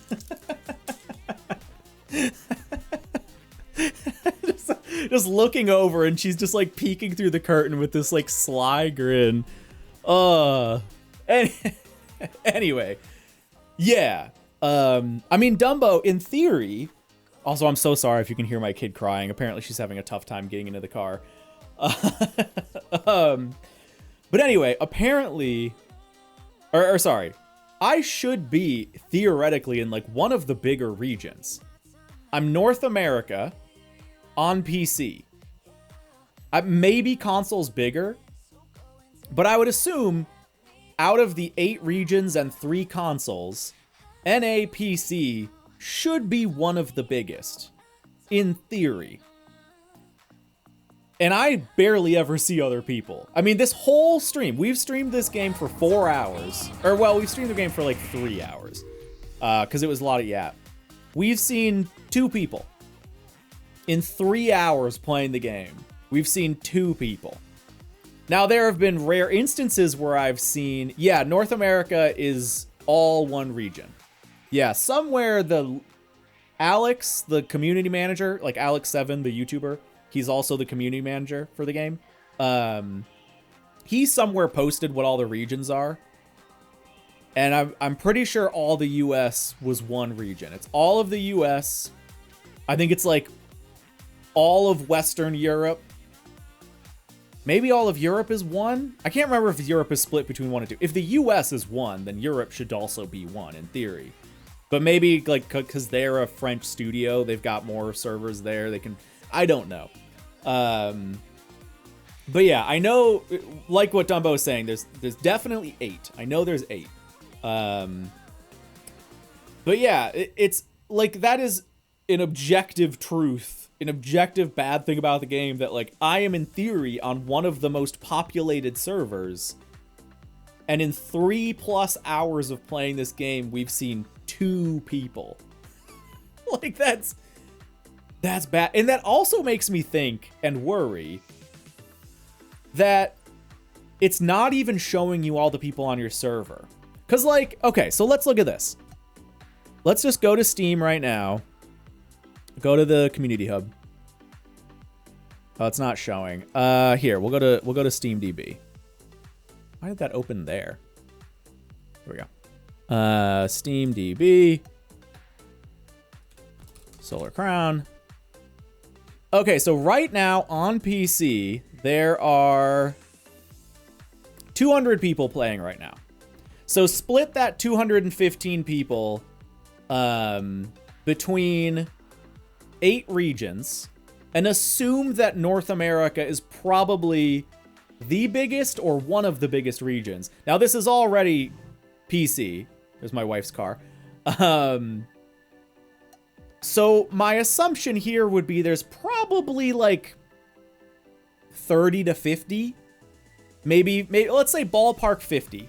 I think that's a reasonable guess, is that there are about 50 other people playing the game right now. In my region, on my system.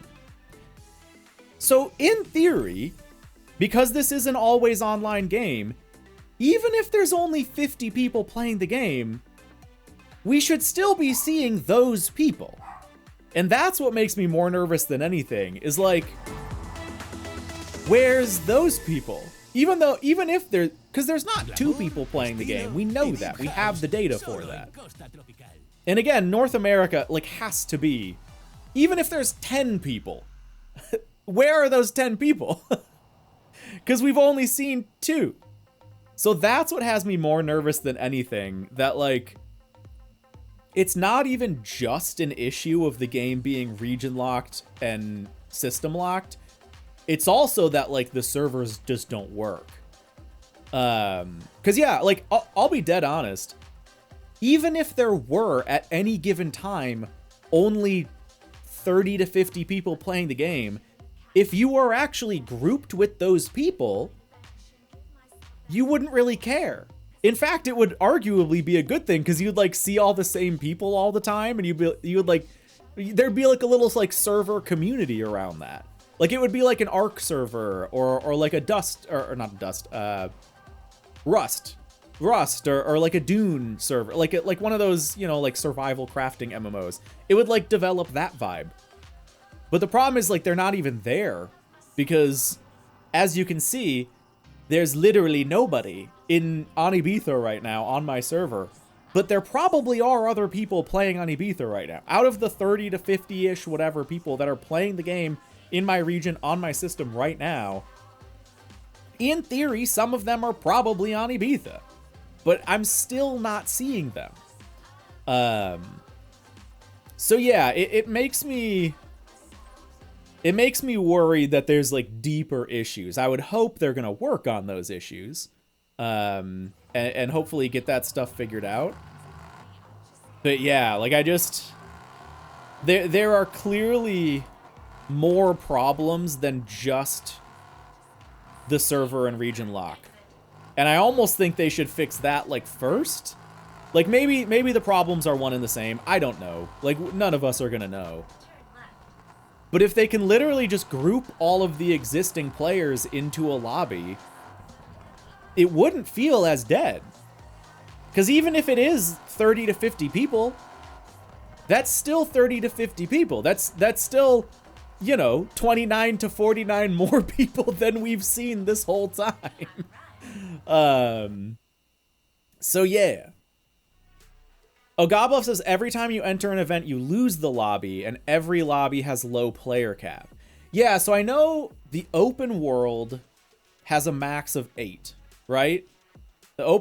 Yeah, people sitting in hotel, in dealerships. Yeah, it's all instance, but those are multiplayer hubs.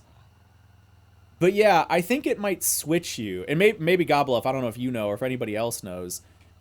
I don't know if when you like enter the hotel, if it puts you in a different lobby, or if you enter a workshop, if it puts you in a different lobby. Like I wonder how that works.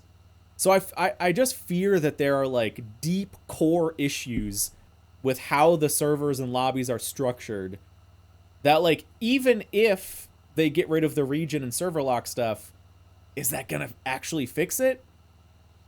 Because, I mean, like, here I am on Hong Kong Island, and there is nobody.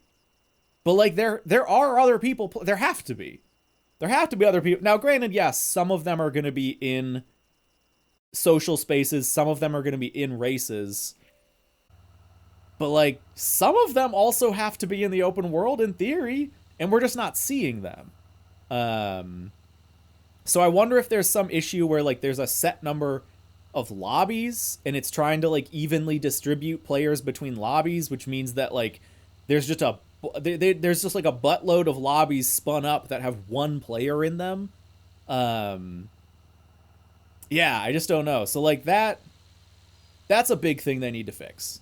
That is by far like one of the biggest things they need to fix. And that server stuff's not easy. Like to give them, you know, I don't want to say credit, but like to like be realistic, I guess, about this. Server stuff's not easy. Especially when you have a live product. When you have a live game, you're kind of screwed. And they have shown that, like, they struggle to get stuff out bug-free and on time. So, I do worry about that. Like, they've been adding great content. One of the big things they did, and you can actually see it quite well here, with the new graphics update, they removed a lot of the fog. So the draw distance is like way better. Previous to this patch, you like wouldn't have been able to see those buildings over there. Or you would, but they'd be like super, super hazy. And then all of like main Hong Kong over there, you could like barely see that because there was just like a haze over the whole map. And now it's much more like clear and crisp. It actually like looks very nice. The draw distance, some of the like draw distance, you can see if you zoom in on the buildings, it does look very, you know, bad. But I'd rather have that than fog.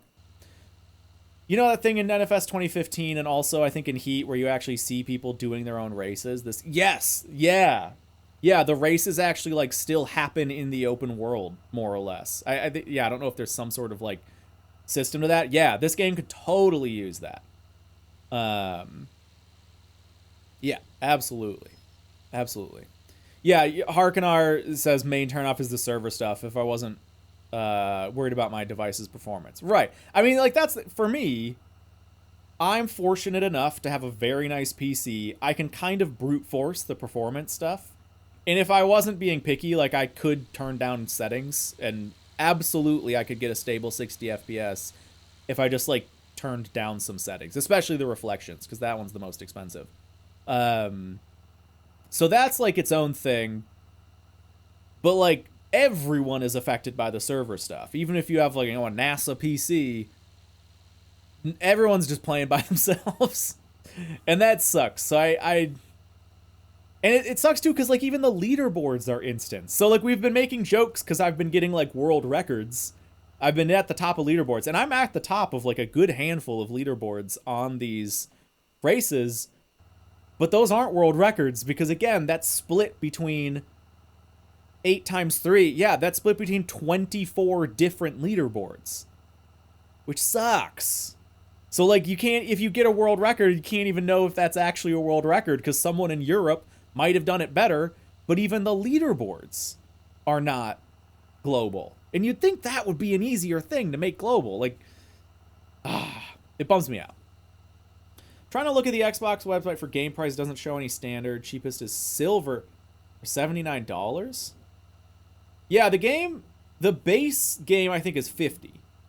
I think the base price for the game is $50. They do have silver and gold editions that are whatever more, yeah, $80, maybe $100. But the game, at least on PC, I just had Steam DB up. Do I still have it up? Yeah. The game goes on sale for 50% off, like, regularly. Since March, it's been going on sale for $25 all the time. In my opinion, $25, this is absolutely worth $25. Even though it's, like, an objectively flawed game, there is easily, as long as you can run it on your PC, there is easily $25 of content here. Like, I think that is a fair price for the game. Yeah. 50, you're kind of, at $50, you're kind of paying for a promise. I would personally pay $50 for this. Like, that's where it depends on your financial situation, blah, blah, blah. Like, how comfortable and lenient you are with, like, a buggy experience and playing solo and stuff like that. But, like, I don't know. I think if they can figure out the performance and server stuff, this is a $50 game. If they can figure out the ORC and the housing, which are supposedly coming next year, then like this totally earns its $50 price tag. But I wouldn't right now. I would not say this is worth its $50 price tag. No question, 25 and like 50. If you believe in what they're going for, if you believe in what they're working in, yeah, the $50 is like, you know, again, you're paying for the promise. Yeah, like if the multiplayer was alive,